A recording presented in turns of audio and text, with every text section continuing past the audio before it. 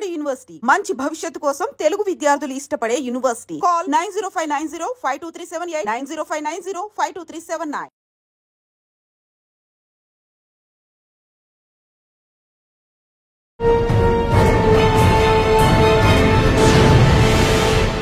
Welcome to crime diaries. ఈ వారం మన guest retired PCC of forest Uttar Pradesh.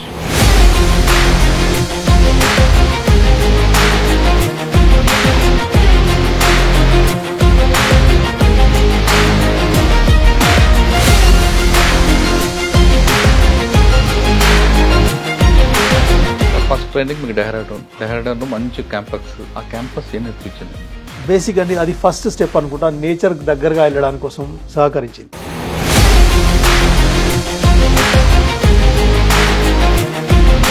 కాకపోతే బర్డ్ వాచింగ్ ఉంటుంది అన్నట్టుగా ఐడియా లేకుండా, but he started, then I have taken over. ఇప్పుడు అంటే అక్కడ ట్రీ హగ్ కూడా ఉంటుంది. ఫారెస్ట్కి ఏది ఇంపార్టెంటో, ఫారెస్ట్ ఆఫీసర్ లాగా నేను ఏదైతే చేయాలో, ఎవరైనా మాఫియాలు అడ్డం వస్తే వాడిని ఆపగలిగిన, ఇలిసిట్ ఫిల్లింగ్ అవుతుంటే దాని మీద ఎఫెక్టివ్గా కంట్రోల్ చేయగలిగిన. సాధారణంగా యూపీ అనగానే మాఫియా ఉంటుంది కదండి, ఇప్పుడు అటాక్ అవ్వలేదు మీ మీదకి? ఇలాంటి అటాక్స్ నా మీద ఎన్నడూ జరగలేదు. ఎఫెక్టివ్గా 144 సామిల్స్ని కంప్లీట్ ఒక అభియాన్ లాగా చేసి దాన్ని మొత్తం మనం బంద్ చేసినాం. పొలిటికల్ లీడర్స్ వచ్చినారు, ప్రెషరైజ్ చేసినారు, కానీ సార్ ఒక లెపర్డ్ మనకు ఎదురుపడింది అనుకో, మనం వెళ్ళ దాని నుంచి బయటపడాలి. లెపర్డ్ అని ఎనీ వైల్డ్ ఎనిమల్ అది కావాల్సి మనం అటాక్ చేసుకోవాలని ప్రయత్నించేది. మనకు మన మదర్ ఎట్లా చెప్తుందో, అది అగ్గిరా ముట్టకు, ఇదిగా ముట్టగనట్టుగా లెపర్డ్ తల్లి కూడా లెపర్డ్ చెప్తుంది. యాజ్ ఫార్ యాజ్ పాసిబుల్ అవి తప్పించుకొని పారిపోవడానికి ప్రయత్నిస్తాయి. పక్షులు ప్రజలకి నేర్పుతాయి, పక్షులు నేచర్కి ఏమి ఇస్తాయి? సో బేసికలీ పక్షులు ఎట్లాంటివి అంటే దే ఆర్ కాల్డ్ ఇండికేటర్స్. ఇది మాత్రం కొంచెం చేంజ్ వచ్చినా కూడా అక్కడ ఆ పక్షి రావడం బంద్ చేస్తుంది. దాన్ని బట్టి మనకు తెలిసేది ఏంటంటే we have done something wrong. ఇది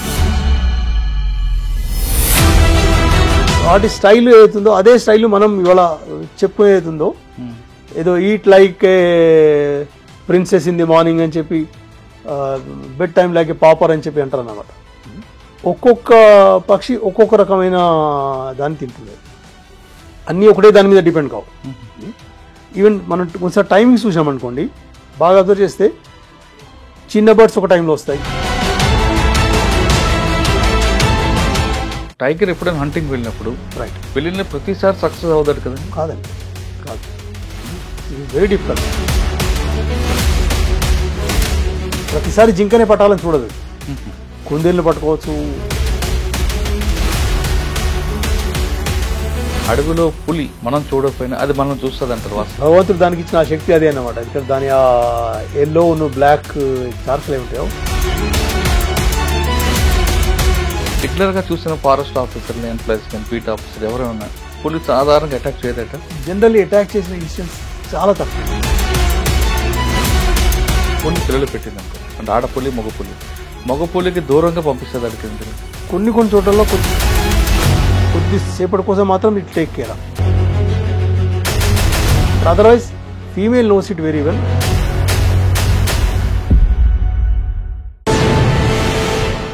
వెల్కమ్ టు క్రైమ్ డైరీస్. ఈ వారం మన guest retired PCC of forest Uttar Pradesh. పేరు కె ప్రవీణ్ రావు గారు, రిటైర్డ్ ఐఎఫ్ఎస్ ఉత్తరప్రదేశ్.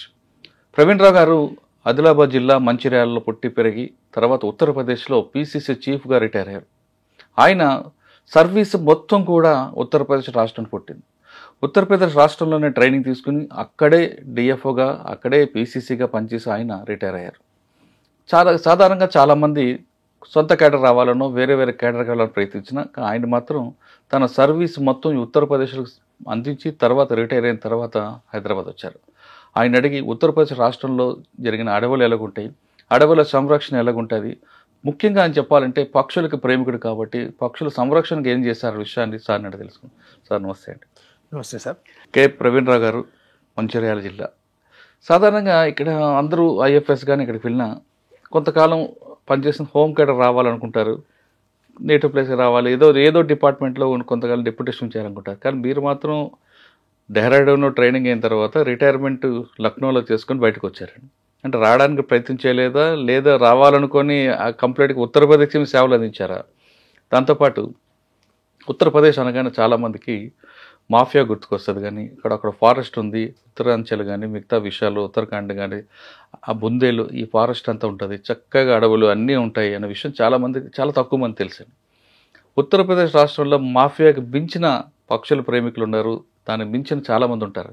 ఆ మాఫియా విషయాన్ని పక్కన పెట్టి దాంట్లో అక్కడ యూపీలో జరిగిన ఫారెస్ట్ డెవలప్మెంట్ ఎలాగుంటుంది, అక్కడ నేచర్ ఏం చెప్తుంటుంది, అక్కడ దొరికిన టైగర్స్ కానీ ఇవన్నీ కూడా ఉంటాయి. ఇవన్నిటి మీద మీకున్న అవగాహన ఎలాగుంది? వాటితో పాటు ముఖ్యంగా మీరు ఫోటోగ్రఫీ పక్షుల ప్రేమికుడు కాబట్టి పక్షుల సంరక్షణ ఉంటుంది. పక్షులు మనకి అంటే మనుషులకి ఎలాంటి సహాయం అందిస్తుంది, నేచర్కి ఏ విధంగా ఉపయోగపడుతుంది, ప్రజలు పక్షుల నుంచి ఏం నేర్చుకోవాలి, ఇవన్నీ చెప్పే ముందు కె ప్రవీణ్ రావు గారి కుటుంబ నేపథ్యం, మంచిర్యాల జిల్లా నుండి ఉత్తరప్రదేశ్కి మీ జర్నీ చెప్పండి. థ్యాంక్ యూ అండి. ఇవాళ పిలిచినందుకు ఇక్కడికి. నేను ముఖ్యంగా మంచిర్యాల జిల్లా, ఇప్పుడు ప్రస్తుతం మంచిర్యాల జిల్లా, ఇంతకుముందు ఆదిలాబాద్ జిల్లా, చెన్నూరు అనే గ్రామం లోపల మొదటి తాలూకా అది. అక్కడ నాది 10th వరకు అక్కడ చదువుకున్నాను. అక్కడి నుంచి కూడా ఇంకో 30 కిలోమీటర్ల దూరంలో మా గ్రామం ప్రణహిత ఒడ్డున తీరాన ఉన్నది, వేవనపల్లి అని అక్కడ గ్రామం. ముఖ్యంగా మా ఫ్యామిలీ అగ్రికల్చర్ ఫ్యామిలీ, కొంచెం ఫారెస్ట్ కాంట్రాక్ట్స్ లోపల కూడా మొదలుచి ఉండేవాళ్ళు. అంటే సార్ మీరున్న టైంలో నక్సల్స్ మూవ్మెంట్ ఉండేదా? ఉండిందండి, ఆ టైంలో కూడా ఉండింది. చూసారా మీరు ఏమైనా సంఘటనలు? ఆ సంఘటనలు డైరెక్ట్గా లేదు, నాకు తరగలేదు. కాబట్టి మా ఫాదర్ వాళ్ళు దాంట్లో వాళ్ళు చూసినారు, వాళ్ళకు ఎఫెక్ట్ కూడా కొన్నిసార్లు పడింది అంది. అవునా, ఏంటండి, ఏ విధంగా? బేసికలీ మా నాన్నగారిని వాళ్ళే అటాక్ చేసిన, వాడిని పైన అటాక్ చేసినారు. ఎవరు? నక్సల్స్ అటాక్ చేసినారు. ఎందుకు? బేసిక్గా అగ్రికల్చరిస్ట్ ఫ్యామిలీ మాది, భూస్వాములు మనకు చేసేవాడు. కానీ కాకపోతే మా నాన్నగారు ఎట్లా అంటే ఆయన భూదాన ఉద్యమం లోపల ఆయన వినోవాతోని కాలినడకన మొత్తం తిరిగినాడు ఆయన్ని. నాకు తెలిసినప్పుడు నా జీవితకాలంలో ఒక మంచి వ్యక్తి అంటే నేను మా ఫాదర్ని చెప్పగలుగుతాను. ఒకసారి ఆయన పైన అటాక్ అయిన తర్వాత ఆల్మోస్ట్ ప్రతి న్యూస్ పేపర్ ఘోషించింది వరకు ఇట్లాంటి వ్యక్తి పైన అటాక్. మీరు ఉన్నారండి? అటాక్ అప్పుడు ఇక్కడ లేని, అప్పుడు యూపీలో ఉన్నాను నేను. అక్కడ సంఘటన జరిగిన తర్వాత నేను ఇక్కడికి వచ్చాను. అక్కడికి అదొకటే ఒక రకమైన మా దురదృష్టం అది. ఇక్కడ ఆయన ఇంటికి వచ్చి అటాక్ చేశారు ఆయన. మా దుర్భాగ్యం అనుకోవచ్చు దాన్ని. ఇక్కడ ఆయన జీవితం మొత్తం లోపల ఆనెస్టీకి ప్రతీకలాగా ఉండేవాళ్ళు ఆయన. దాని గురించి మొత్తం ఎంతనైతే ప్రెస్ ఉందో, మొత్తం డిస్ట్రిక్ట్ ప్రెస్ అంతా తెల్లారి నుంచి కొన్ని రోజుల వరకు వాళ్ళు ఆర్టికల్స్ రాసినారు. మీరు భూస్వాముల మీద అటాక్ చేయడానికి చూసాం, అందరూ చూసినాం. కానీ ఈ వ్యక్తి పని చేయడానికి కారణం ఏంటి? ఏ వ్యక్తి అయితే మొత్తం జీవిత కాలంలో పనే ఆయన ఒక సౌమ్యమైన ప్రతిరూపం లాంటి వ్యక్తి, ఆయన పైన అటాక్ చేయడానికి కారణం ఏంటంటే దానికి వాళ్ళ నుంచి ఎట్లాంటి ప్రతిక్రియ రాలేదు వాళ్ళ నుంచి. అదొకటి మా దురదృష్టం అనుకోండి. ఆయన కాంగ్రెస్ లోపల 13 ఏళ్ళు కోలి గోపాలరావు అని, దాని లోపల సమితి ప్రెసిడెంట్గా పనిచేశారు. ఆయన పైన ఎన్నడూ కూడా ఒక మచ్చ లాంటి లేని వ్యక్తి ఆయన. తండ్రి అని నేను చెప్పట్లేదు, ఈవెన్ వ్యక్తిగతంగా ప్రజల లోపల ఉన్న ఆయనకున్న ఒక ఆప్యాయత కానీ ఆయన వే ఆఫ్ లివింగ్ నేను చూసినాను. ఎందుకంటే యాజ్ ఎ సమితి ప్రెసిడెంట్ వాళ్ళకు ఒక జీప్ ఉంటుంది, ఇంటి నుంచి ఆఫీసర్ కూడా పోవడానికి జీప్ ఉంటుంది. ఆయన ఎన్నడూ కూడా ఆఫీస్ జీప్ వాడంగా నేను చూడలేదు. ఇంటి నుంచి సమితి ఆఫీసు ఒక 4 కిలోమీటర్లు ఉండేది. ఆ 4 కిలోమీటర్లు ఆయన నడిచిపోయేవాడు. అక్కడి నుంచి అవసరమైతే ఏదైనా విజిట్ చేయాలి, ఏమైనా ఇన్స్పెక్షన్ చేయాలంటే మాత్రం అప్పుడు ఆయన ఆఫీస్ జీప్ వాడేవాడు. ఆ సిన్సియారిటీ నేను చాలా తక్కువ మందిలో చూసినాను. ఆయన అడిగితే కూడా ఆయన ఒకసారి సడన్గా నాతో ఏమన్నాడంటే, మరి నేను అదే అన్న, ఇప్పుడు ఇక్కడ మేము కూడా యాజ్ ఏ ఫారెస్ట్ ఆఫీసర్ మేము యూజ్ చేస్తాం, మాకు ఇంటికి వరకు వెహికల్ వస్తుంది, ఆఫీసర్ కూడా వెళ్తాం మరి అంటే ఆయన 2 జవాబులు చెప్పినాడు. ఒకటి, నాకు ఇష్టం లేదు వాడడం, ఎందుకంటే నాకు దేనికోసం అయితే వెహికల్ ఇచ్చినో దానికోసం వెహికల్ వాడదలుచుకున్నాను. 2 ఏమన్నాడంటే, నేను ఇక్కడ జీప్ ఎక్కి నేను ఆఫీస్ వరకు వెళ్తాను, 2 నిమిషాలు చేరిపోతాను. పోయిన తర్వాత ఆఫీస్లో పోతా, అప్పుడు ఒక్కొక్కడు నన్ను అడిగి లోపలికి వస్తారు. ఈ డిస్టెన్స్ లోపల, ఈ 4 కిలోమీటర్ డిస్టెన్స్ లోపల నేను నడుచుకుంటూ పోతే నాతో పాటు ప్రజలు నాతో పాటు వస్తుంటారు. వస్తుంటే ఒకటి సమస్య వాడు చెప్తాడు నాకు, వాడి సమస్య అయిపోయింది, రెండో వాడు వస్తాడు, సార్ నా సమస్య ఇదని. ఈ 4 కిలోమీటర్ల వాకింగ్ లోపల నాకు ఒక 15-20 సమస్యలు తెలుస్తాయి. ఆఫీసులకు వెళ్ళిన వెంటనే కింది సబార్డినేట్ స్టాఫ్, గవర్నమెంట్ స్టాఫ్ని పిలిచి ఈ 15ని లిస్ట్ అవుట్ చేయిస్తాను నేను. ఇప్పుడు ఈ సమస్యలున్నాయి, ఇవి ఎందుకు కావట్లేదు, దీనికి ఏమి సొల్యూషన్. కాబట్టి ఈ డిస్టెన్స్ లోపల నాకు ఆ సమయం యూటిలైజ్ అవుతుంది. ఆ రకంగా చేసేవాడు అన్నమాట. బట్ అది మా దురదృష్టం, ఆ కమ్యూనికేషన్ గ్యాప్ ఏదైనా ఉంటుంది. చదువు అంతా మంచిర్యాల? చదువు నేను చెన్నూరు లోపల 10వ తరగతి వరకు చదువుకున్నాను. ఇంటర్మీడియట్ హైదరాబాద్ వచ్చినాను. నాంపల్లి జూనియర్ కాలేజీలో ఇంటర్మీడియట్ చేసినాను. Sardar Patel college BSc, MSc Osmania university లోపల సైన్స్ కాలేజీలో ఎంఎస్సీ చేసినాను. పిహెచ్డీలో జాయిన్ అయిన తర్వాత ఒక 3 years చేసిన, 84 నుంచి 87 వరకు పిహెచ్డీ చేసిన తర్వాత అంతలో జాబ్ వచ్చింది. జాబ్ వచ్చిన తర్వాత వెళ్ళిపోయినా.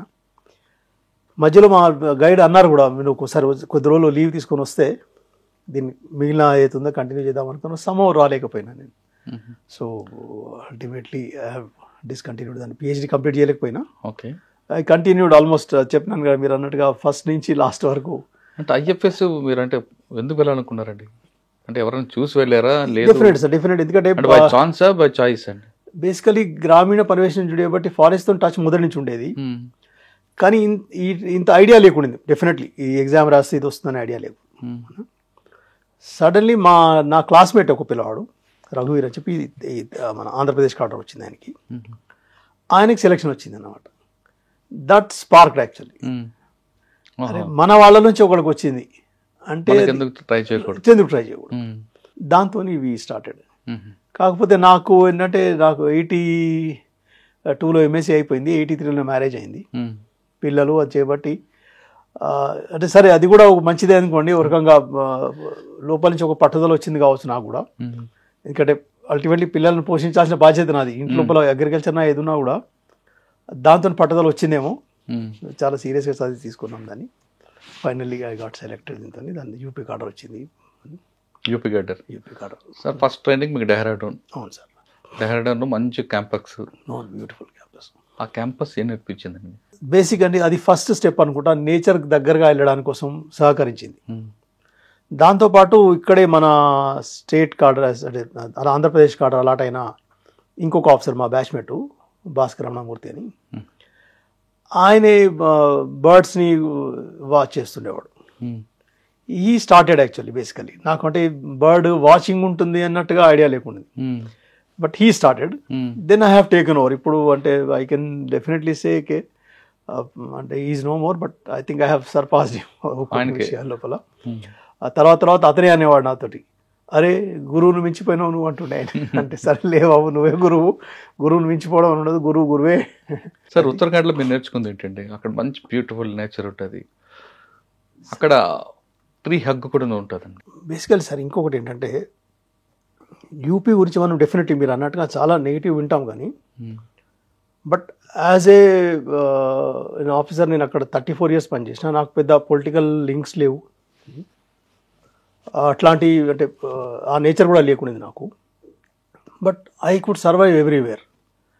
అండ్ ఫారెస్ట్కి ఏది ఇంపార్టెంటో, ఫారెస్ట్ ఆఫీసర్ లాగా నేను ఏదైతే చేయాలో ఆ విధులన్నీ నేను నిర్వహించగలిగిన.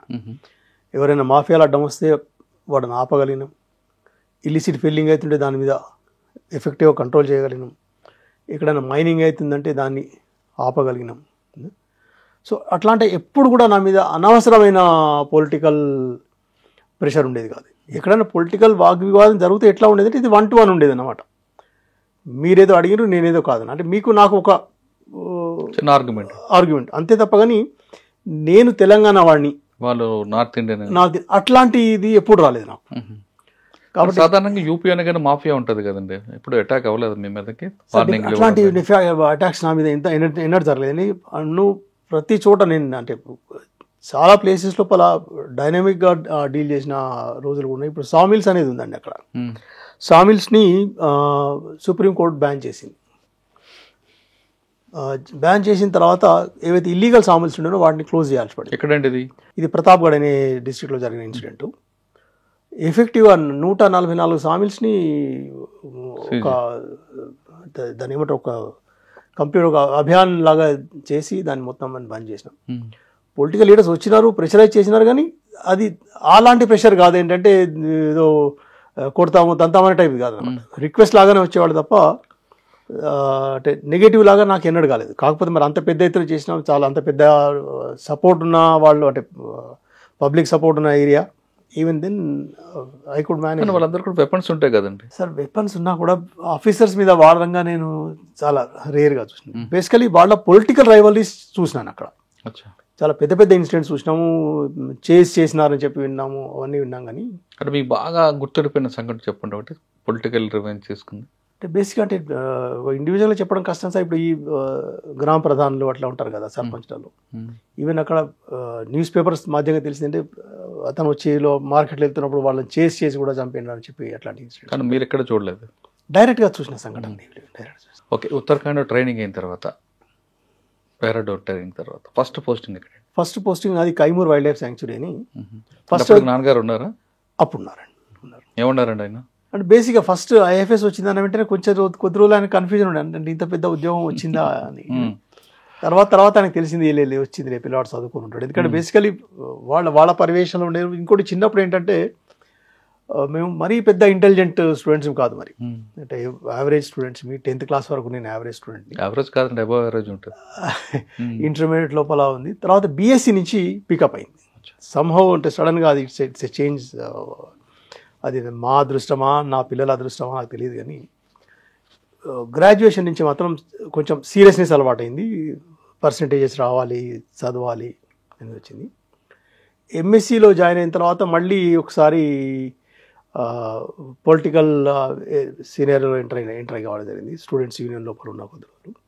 స్టూడెంట్స్ యూనియన్ లోపల నా టైం లోపల ఫస్ట్ ఇయర్ లోపల మెస్ సెక్రటరీగా పనిచేసిన, సెకండ్ ఇయర్ లోపల యూనియన్ వైస్ ప్రెసిడెంట్గా పనిచేసినాను నేను. అంటే మీరు ఐఎఫ్ఎస్ తీసుకొని ఇంటికి వెళ్ళిన తర్వాత, అంటే మీ ఊర్లో మీ ఫ్యామిలీ కానీ మీ ఊర్లో కానీ అంత పెద్ద పోస్ట్ అనేది తక్కువ మందికి ఉంటారు, అందులో మీరు ఒకరై ఉంటారు. ఆ ఫీలింగ్స్ మీ నాన్నగారు ఎలాగ ఎక్స్ప్రెస్ చేస్తారు? అంటే బేసిక్గా సార్, ఇప్పుడు చాలామందికి it's A I will share with you, range officer is the greatest post. అంతే, ఊర్లో తెలిసి రేంజ్ ఆఫీసర్ అంతే, forest officer, beat officer, range officer. అది చేయబట్టి వాళ్ళు ఎవరు అడిగినా కూడా నన్ను ఫస్ట్ వచ్చి నువ్వు రేంజర్ అయినవాట కదా అనేవాడు.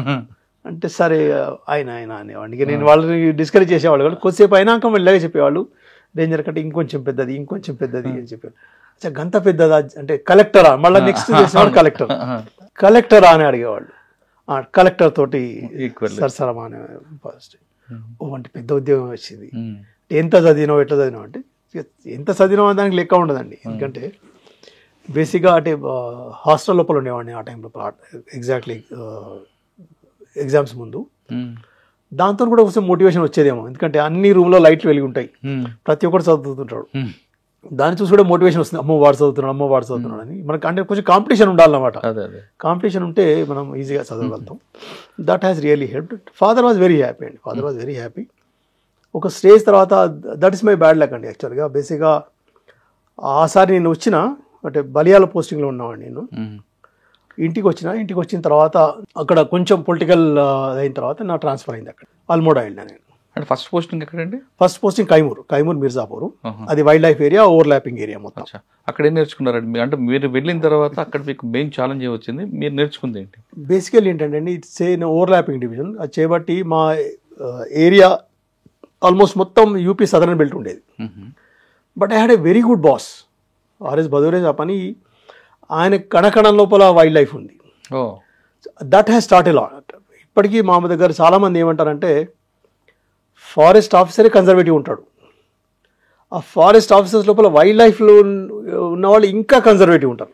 డెఫినెట్ అండి అది నేను ఒక రకంగా ఆయన దగ్గర నేర్చుకున్నాను. ఆయన జనరల్గా ఎట్లా ఉంటుండేవాడు అంటే మక్ఖీ బినా ఘుస్నే పాయే అంటారు చూడండి. అంటే ఎవరు అది షుడ్ బి శాంక్టమ్ ప్రొటెక్ట్ చేయాలి, అది that has given the foundation starting. అంటే నరాలలో ఉండిపోయింది దానికి. ఆయన అంటే నాకు అనిపిస్తుంది I give all the credit because ఆయన ఏ రకంగా ఫీల్ అయ్యారు, డెడికేటెడ్ అంతే, డెడికేటెడ్ ఆయన completely mood in wild life areas.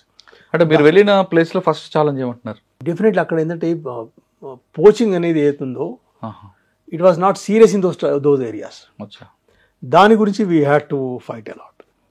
ఒకసారి అంటే I will not name, but అక్కడ ఏరియాలో ఒక తను అంటే రాజాలాగా అని ట్రీట్ చేసేవాళ్ళు. వాళ్ళ ఇంట్లో కూడా ఆల్మోస్ట్ వెళ్ళి దాని నుంచి వాళ్ళు షూట్ చేసిన జింకను బయటకు తీసుకొచ్చి వాళ్ళని కేసు చేయడం జరిగింది.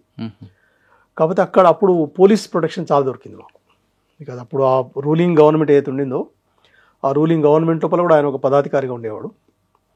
ఆ టైం లోపల నా ఫారెస్ట్ మినిస్టర్ కూడా ఒకసారి నాతో మాట్లాడాడు, ఏం సంగతి ఎట్లా ఏం జరిగిందని. ఆయనతో కూడా రిక్వెస్ట్ పూర్వకంగా చెప్పాల్సి పడింది. సార్ మీరు ఫస్ట్ పోస్టింగ్ లో బీట్ ఆఫీసర్ దగ్గర నుండి మీరు ట్రైనింగ్ ఉంటుంది, రైట్ సార్. మీరు బీట్ ఆఫీసర్ చేస్తున్నప్పుడు నైట్ డ్యూటీలు ఉంటాయి. ఆ నైట్ డ్యూటీలో భయం ఏం లేదా ఎప్పుడైనా? ఎక్కడో చదువుకోవాల్సి ఎందుకు వచ్చామరా అనిపించలేదా? ఇప్పుడు నాకు అదొకటే అనిపిస్తుంది, భయం అనేది ఎందుకోలేదు. అది మరి అది పోస్ట్ చేయబట్టి ఆ ధైర్యం ఉండిందా లేదు మీ జీన్స్ లో ఉందా?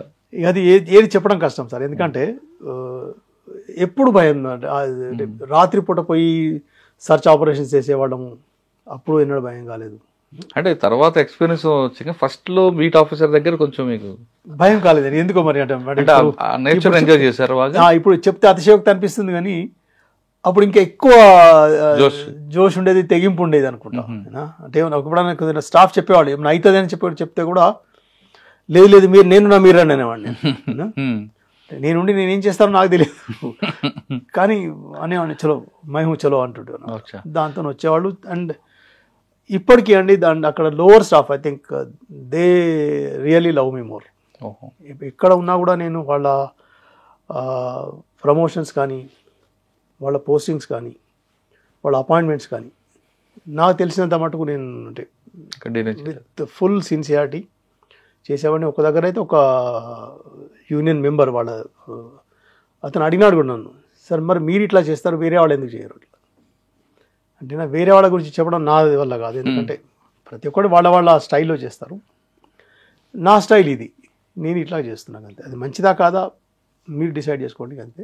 అంటే ఫస్ట్ పోస్ట్లో ఎంతకాలం పనిచేస్తారండి? ఫస్ట్ పోస్ట్లో 3.5 years పనిచేశాను సార్. అక్కడ మీ అచీవ్మెంట్ ఉందండి? బేసిక్ ఏంటంటే అది జనరల్లీ వైల్డ్ లైఫ్ డివిజన్స్ ఒక రకంగా సెకండరీ ట్రీట్మెంట్ ఉండేది అక్కడ. వాడి స్టాఫ్ గురించి బాగా ప్రయత్నం చేసేవాడిని. గవర్నమెంట్ వరకు వాళ్ళ సమస్యలు తీసుకెళ్ళి వాళ్ళకి కావాల్సిన ఫండ్స్ అరేంజ్ చేయడం కానీ అది చేయడం. ప్లస్ ఇంకొకటి ఏంటంటే ఆ బెల్ట్ లోపల ఒక టెర్రర్ శబ్దం మంచిది కాదు, కరెక్ట్ కాదేమో, బట్ ఒక ఫీలింగ్ కలిపించడం ఏంటంటే వీళ్ళు ఎప్పుడైనా ఎక్కడికైనా రాగలుగుతారు. అంటే ఎట్లా అంటే వీళ్ళు మనం కృష్ణుడు అవతారం కూడా చెప్తాం కదా సర్వాంతర్యామి అన్నట్టు. అంటే వాళ్ళకి ఆ రకంగా ఫీలింగ్ ఒకటి కలగదీసాడు. It was a very big stretch, 450 kilometers stretch ఉండేది. అయినా కూడా ఇట్లాంటి ఫీలింగ్ తెచ్చినామంటే వీళ్ళు ఎప్పుడు ఎక్కడ ఉంటారో తెలియదు. ఈవెన్ డ్రైవర్తో కూడా ఏం చెప్పేవాళ్ళం అంటే ఎటు వెళ్తున్నామో ఏం చెప్పేది కాదు. నీకు డీజిల్ కావాలి, డీజిల్ పోయించుకో, 2-3 రోజుల కోసం బట్టలు పెట్టుకో, ఎటు పోతాం ఎందుకు పోతాం చెప్పు అనవసరం. నీకు లంచ్ టైంకి లంచ్ కావాలి, డిన్నర్ టైంకి డిన్నర్ కావాలి, అది నా రెస్పాన్సిబిలిటీ. నీకు పెట్రోల్ కావాలి, అది నా రెస్పాన్సిబిలిటీ. మిగిలింది నీకు అనవసరం కదా. అట్లా వెళ్ళేవాళ్ళం. అది చేయబట్టి కొద్ది రోజుల తర్వాత అంటే బై గాడ్స్ గ్రేస్ అన్ని అంటే అన్ఎక్స్పెక్టెడ్ విజిట్స్ ఎక్కువ ఉంటుంది చేసేవాడు, చాలా చేసి. దానివల్ల మీకు వచ్చిన రిజల్ట్ ఏంటంటే సార్ బేసికలీ కంట్రోల్ అన్నమాట. బేసికలీ ఆ ఏరియా లోపల ఉన్న వైల్డ్ లైఫ్ పోచింగ్స్ ఇన్సిడెంట్స్ మీద కానీ దాని మీద కానీ మంచి కంట్రోల్ వచ్చింది. ఓకే, అక్కడ స్మగ్లర్స్ కూడా ఉండేవారు అంటే మాది అప్పుడు బేసిక్ డ్యూటీ కర్ర గురించి ఉండేది కాదు అన్నమాట. ఇట్స్ ఓవర్లాపింగ్ డ్యూటీ కాబట్టి we basically concentrate on wild life areas. దాని తర్వాత ఒక శాంక్చురీ ఏరియా లోపల ఎక్కువ కాన్సన్ట్రేట్ చేసేవాళ్ళం. ఎక్కడైతే ఎండేంజర్డ్ బ్లాక్ బక్స్ కానీ చింకార్స్ కానీ ఉండేవి ఆ ఏరియాస్ మీద కొంచెం ఎక్కువ కాన్సన్ట్రేట్ చేసేవాళ్ళం.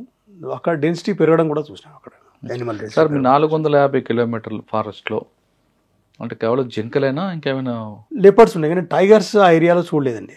లేపర్డ్స్ ఉంటాయి, లేపర్డ్స్ ఉండేవి. చెప్పడం సైట్ అయ్యా లేపర్డ్స్ సైట్ అయినాయి. తర్వాత ఇక మిగిలిన అంటే లక్కడపగ్గ అంటే హైనా ఉండేది, జకాల్స్ ఉండేటివి. సార్ ఒక లెపర్డ్ మనకు ఎదురుపడింది అనుకుంటే మనం ఎలా దాని నుంచి బయటపడాలి? భయంతో కూర్చుని పోవాలా, లేదా దాని మీద అటాక్ చేయాలా, లేదా వెనక్కి పారిపోవాలా? సార్ ముఖ్యంగా నాకు తెలిసినంత మటుకు ఇంకొక వేరే ఇన్సిడెంట్ చెప్తాను మీ తర్వాత. లెపర్డ్ అని ఎనీ వైల్డ్ యానిమల్ అది కావాల్సి మనం అటాక్ చేసుకోవాలని ప్రయత్నం చేయదు. దాని ప్రాణభయం దానికి, దాని ప్రాణాపాయం దానికి ఉంటుంది. అవును. ఇక్కడ దానికి అంటే నాకు సమ్హౌ అంటే what I feel after this much of service, మనకు మన మదర్ ఎట్లా చెప్తుందో అది అగ్గిరా ముట్టకు ఇది రా ముట్టకు అన్నట్టుగా లెపర్డ్ తల్లి కూడా లెపర్డ్కి చెప్తుంది ఈ 2 కాళ్ళ వాడుతో మాత్రం జాగ్రత్తగా ఉండమని చెప్తుంది.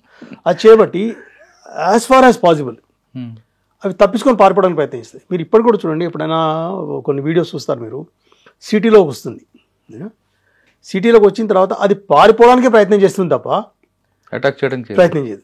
మనమే మొత్తం 4 చుట్ల దానికి అయిపోయేసరి కదా దానికి ఏం చేయాలో తెలియక ఒకరిని కొట్టి పారిపోవడానికి ప్రయత్నం చేస్తుంది తప్ప మీరు జనరల్గా చూడండి. అవునండి, అవును. ఇంకొకటి ఏంటంటే బేసికల్లీ అట్లాంటి లెపర్డ్స్ కూడా ఎప్పుడు వస్తున్నాయంటే ఈ మధ్య లోపల మన దగ్గర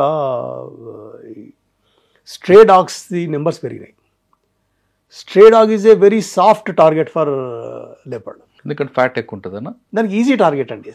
అంటే జనరల్ ఈవెన్ లెపర్డ్ కూడా పెద్ద ఘనా జంగాలు ఉండవు, అవి ఫ్రింజ్ ఏరియాస్లో ఎక్కువ ఉంటాయి.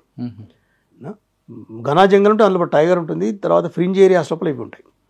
ఇది ఇక్కడి నుంచి ఊర్ల దగ్గర మన అయితే పాస్చర్ ఏరియాస్ ఉండేనో లేకపోతే మన అగ్రికల్చర్ ఏరియాస్లో ఉండేనో అక్కడ ఉన్న చిన్న ఎనిమల్స్ని పట్టుకునేది కాబట్టి అట్లట వాటికి మన ఊరి లోపల ఉన్న ఈ స్ట్రే డాగ్స్ కూడా అలవాటాయి.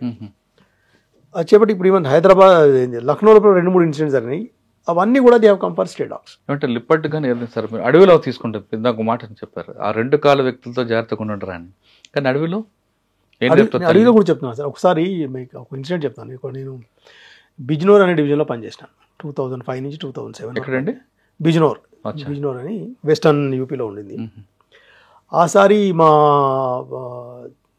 ఇదేంటి వాటి ఎన్యూమరేషన్ ఉంటుంది, వాటి సెన్సస్ ఉంటుంది. వాటి WWF wild life Institute of India వాళ్ళు ఏమన్నారంటే వాళ్ళు ఒక ప్రోటోకాల్ ఇచ్చినారన్నమాట. అంతకుముందటి సర్వేలు ఎట్లా ఉండేవి అంటే we use to pin point numbers, మా ఏరియా లోపల ఇన్ని టైగర్స్ ఉన్నాయి. somehow that calculation used to go wrong. Sometimes Sariska అట్లాంటి ప్లేసెస్ లోపల 0 అయినా కూడా the forest was probably reporting some figure, అట్లా అయిపోయి కంట్రవర్షియల్ అయిపోయింది అది. దాన్ని చేపట్టి Wildlife Institute of India ఏమైందంటే we will give a protocol, మీరు మాకు ఫిగర్ చెప్పకండి, you go to the place, పోయిన తర్వాత టైగర్కి ఎట్లాంటి ఏరియాస్లో సెన్సస్ చేయాలి, హెర్బివోర్స్ అంటే ఈ జింకల కోసం ఎట్లాంటి ఏరియాలు సర్వే చేయాలి, వాళ్ళు ఒక ప్రోటోకాల్ ఇచ్చినారు అన్నమాట. ఆ ప్రోటోకాల్ ప్రకారంగా ఒక వాగు నది అంటే డ్రై బెడ్ అనమాట, దాని లోపల నేను సర్వే చేస్తాను. నేను నాతో పాటు ఇంకొక 3 స్టాఫ్, మేము ఒక గ్రూప్ అయినా అట్లా డిఫరెంట్ గ్రూప్స్గా డిస్ట్రిబ్యూట్ చేసినాం అన్నమాట. నేనే డిఎఫ్ఓన్ కాబట్టి ఆ గ్రూప్స్ అని తయారు చేసిన ఒక గ్రూప్ నేను తీసుకున్నాను. ఆ తీసుకున్న గ్రూప్ లోపల వాళ్ళకి ఒకటి .305 రైఫల్ కూడా మాతో పాటు ఉండింది. నా ఒక సబార్డినేట్ స్టాఫ్, ఇంకో 2 ఫారెస్టర్ ఫారెస్ట్ గార్డ్ వాళ్ళు ఉంటారు. నడుస్తున్న తర్వాత నాకు ఫోటోగ్రఫీ అప్పటి నుంచి ఇంట్రెస్ట్ కాబట్టి నేనేం ప్రయత్నం చేస్తున్నా అంటే ఒక వీడియో తీసి మొత్తం సెన్సెస్ అయిన తర్వాత దాన్ని ఒక చిన్న కంపైలేషన్ చేసి I send it to my senior officers. Sir మేము ఇట్లా చేసినాం అంటే what ever we have done is perfectly correct. అయితే కొంచెం దూరం వెళ్ళిన తర్వాత అక్కడ ఒక ఫ్రెష్ పగ్ మార్క్స్ కనపడినాయి మాకు. కనపడితే నలుగురం ఉంటే కదా డిస్కస్ చేస్తున్నాం. ప్రొద్దున్నే వచ్చింది ఇక్కడికి, ఈ డైరెక్షన్ వెళ్ళింది, అవి మొత్తం చేస్తున్నా. ఇంతలో నా క్లాస్ 4 ఎంప్లాయీ ఆర్డర్లీ అంటారు, ఆర్డర్లీ కొంచెం ముందుకు పోయినాడు. పోయి అక్కడి నుంచి వెనక్కి తిరిగి నా దగ్గర అడిగినాడు అనమాట, సార్ బాబు కోయి గర్ కరికి ఆవాస్ ఉన్నాయి పడాకి అని. నేను సీరియస్గా ఫోటోగ్రఫీ చేస్తుంటే నేను అన్నా, బాబు నాకు వినపడలేదు రాను అనగానే చమేరా వెహం హోగా అంటే నా అంటే అట్లా అంటే దాని ఏమంటారు అనుకున్నాను. అట్లా అనుకోని ఇంకొంచెం ముందు నడిచిండు, ఒక 15 అడుగులు ఇంకా ముందు నడిచిండు. అక్కడి నుంచి టైగర్ గ్రౌలింగ్ సౌండ్ వినబడింది, గర్ అని ఒక్కసారి అని. దాని నుంచి ఎంత దూరం లేము మేము, ఒక 30 ఫీట్లో 40 ఫీట్లో ఉండుంటాం దాని నుంచి. అంటే కాషన్ ఇచ్చేది మీకు అదే అంట బేసిక్. అంటే ఒకవేళ అది లేస్తే నలుగురం వచ్చినాము, ఒక్కడు మాత్రం వచ్చి పోయేవాడేమో. వెంటనే ఒకసారి భయం వేసింది. ఇప్పటికి కూడా ఇప్పుడు మీకు చెప్తుంటే నాకు అవుతున్నది అది. దాని తర్వాత వెంటనే వాడుతున్నాం ఏమన్నా అంటే అందరం ఒక్క దగ్గర ఉందాం. వెంటనే నాకు యాదికి వచ్చింది ఏంటంటే as I'm the leader here, I should behave like a leader here. నేను వెంటనే ఏమన్నా మనం నలుగురం వచ్చినాం, నలుగురం ఒకటే దగ్గర ఉందాం, ఏది ఏమైనా కానీ అని చెప్పి ఆ డ్రై బెడ్ నుంచి పైకి క్రాస్ చేశాను. అందులోకి సిచ్యువేషన్ ఏంటంటే నేను వాడికి చెప్పిన 0.305 ఉంది కదా దాన్ని కాక్ చేయరా అన్న. ఆ జనరల్గా చాలా ఫారెస్ట్ వాళ్ళు ఎక్కువ యూజ్ చేయరు దాన్ని, అది కాక్ చేయగానే అది అట్లే వెనక్కి ఆగిపోయింది. అది అనుకుని రే బాపురే ఇవాళ ఏదో ఉందిరా బాబు అని వెంటనే చలో ఒక సైడ్ అయిపోదామని చెప్పి వెంటనే క్రాల్ చేసుకుంటూ మొత్తం అంతా ఇవన్నీ స్క్రాచెస్ పడినాయి.